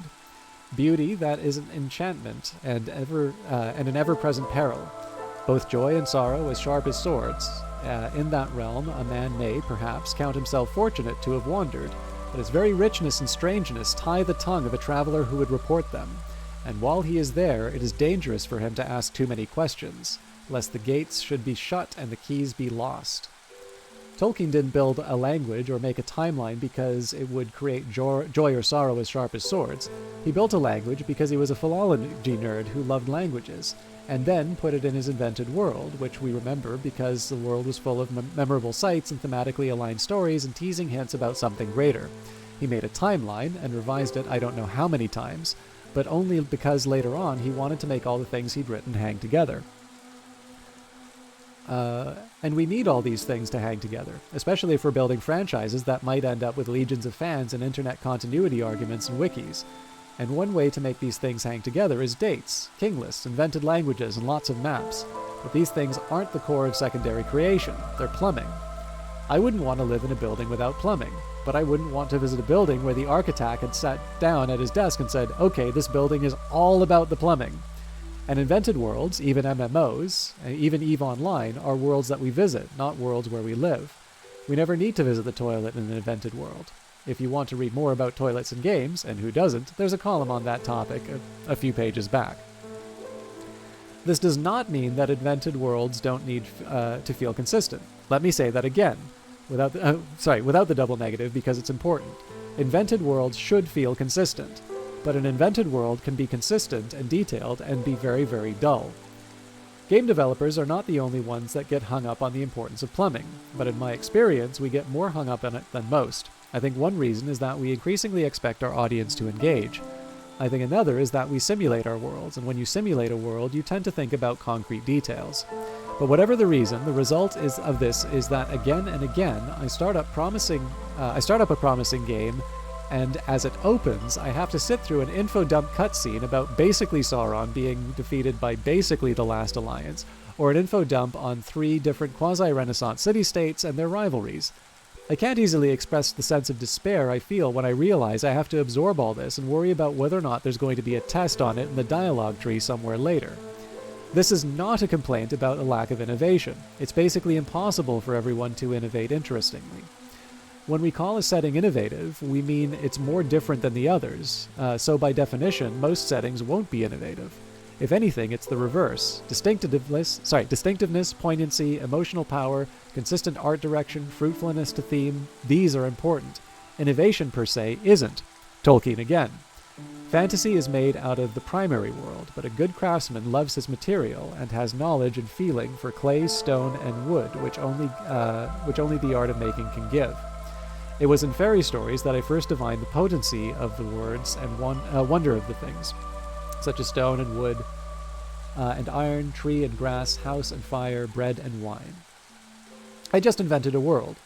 It's run by a nation that has 11 emperors. The nation's under attack by a race of 4-armed red-skinned bipeds who have electricity powers. Travel through the empires exclusively by canal, with narrow boats drawn by steam horses. The culture is vaguely Russian. Magic only works when it's raining. Food is traditionally eaten raw. That's nothing like anything else out there, but I doubt you'll remember any of it tomorrow. If it doesn't connect to anything, it doesn't connect to itself. I've chosen a deliberately jarring set of ideas, but the effect is the same when a game is set in not Vienna, because it's got ice magicians, under attack by not the Turks, because they ride zebras. If it's basically the Turks and basically Vienna, riff off them directly, or hell, just set it in Vienna. If it's something else, work out what that something else is, and put it front and center. If your world is no more complicated than, these are the enemy, and that's why you care, then you don't need to invent centuries of detailed history. If the world is more complicated, then great. You sure as hell need to focus on the reasons why the player should negotiate the complexities. It's easy to write a timeline. It's hard to make the timeline interesting. We're stuck with world building as a term. It's bedded in, and one grumpy column by one mid-ranking games writer isn't going to start a revolution. But next time you hear it, remember that the quality of a story setting is measured not on its expansiveness, but its distinctiveness.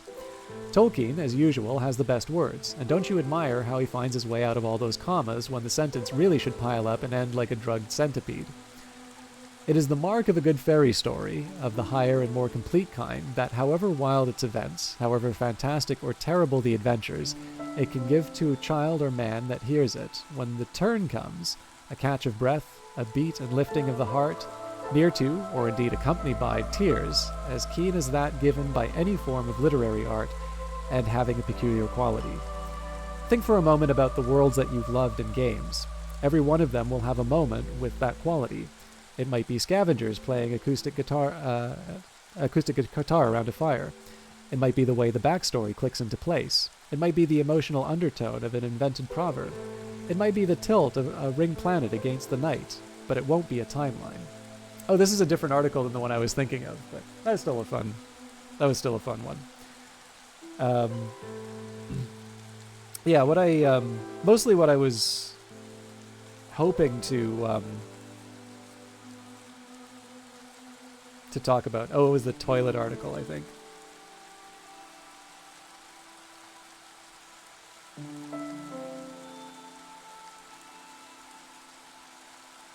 But yeah, mostly this is just kind of an effort to riff off of the like the franchise idea that we were talking about. Like, at least for me, like, I do like characters. Actually, the funny thing is when I write stuff, I tend not to write about individual characters. But I don't know. There's just something about being able to,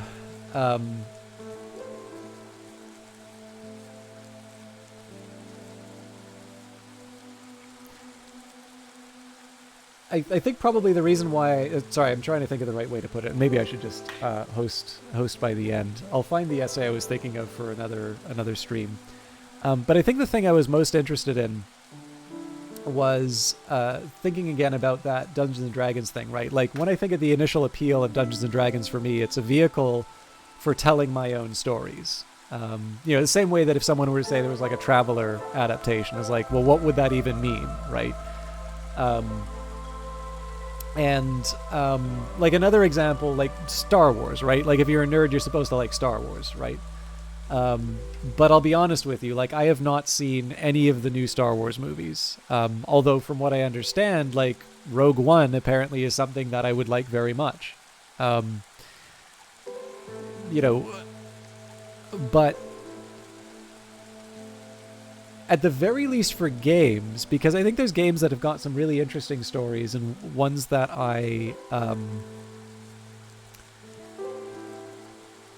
ones that I find very memorable. I'm not entirely sure that we need to pick up on. Like, I'm really not sure that I need to sort of sit down. Like, I'm largely on the side of that essay. Like, I don't necessarily feel there's a need to sit me down in front of a in front of like a text and say 2,000 years ago the smoldering city was, so on and so forth. Like, mostly this is to sort of praise Against the Storm, which is, I'm interested enough in these figures, the smoldering city, the queen, why the storms are happening, but I'm not so like I'm willing to wait for early access, and like, if the answers never come, I'm willing to sort of say, okay, I'm going to fill that place. I'm going to fill in those details for myself. It's a little bit like I sometimes say about John Wick. Like, I actually kind of prefer the earlier John Wick movies because I think there's just so much more interesting suggestions in the earlier movies than in the later ones. Because the later ones, I sort of feel like they miss some opportunities to either keep things mysterious, or ultimately the answers that they came up with weren't as interesting as sort of what I had in the back of my head, which is always going to be true. That's not a statement of my creative powers. That's just a statement of how you custom design your own solutions. Anyways, sorry, I'm rambling, and probably I should just leave you all in Dendrian's hands. So sorry, that wasn't the essay I was meaning to read, but I like the essay nonetheless, and hopefully that was sufficiently diverting. But all of you, I don't know if I said hi to you earlier, Algrins, but my apologies if I didn't. I hope you all have a good evening. I will see some of you on Wednesday for Phantom Brigade, and for those of you who are here for Against the Storm, I will see you hopefully in a week. Take care.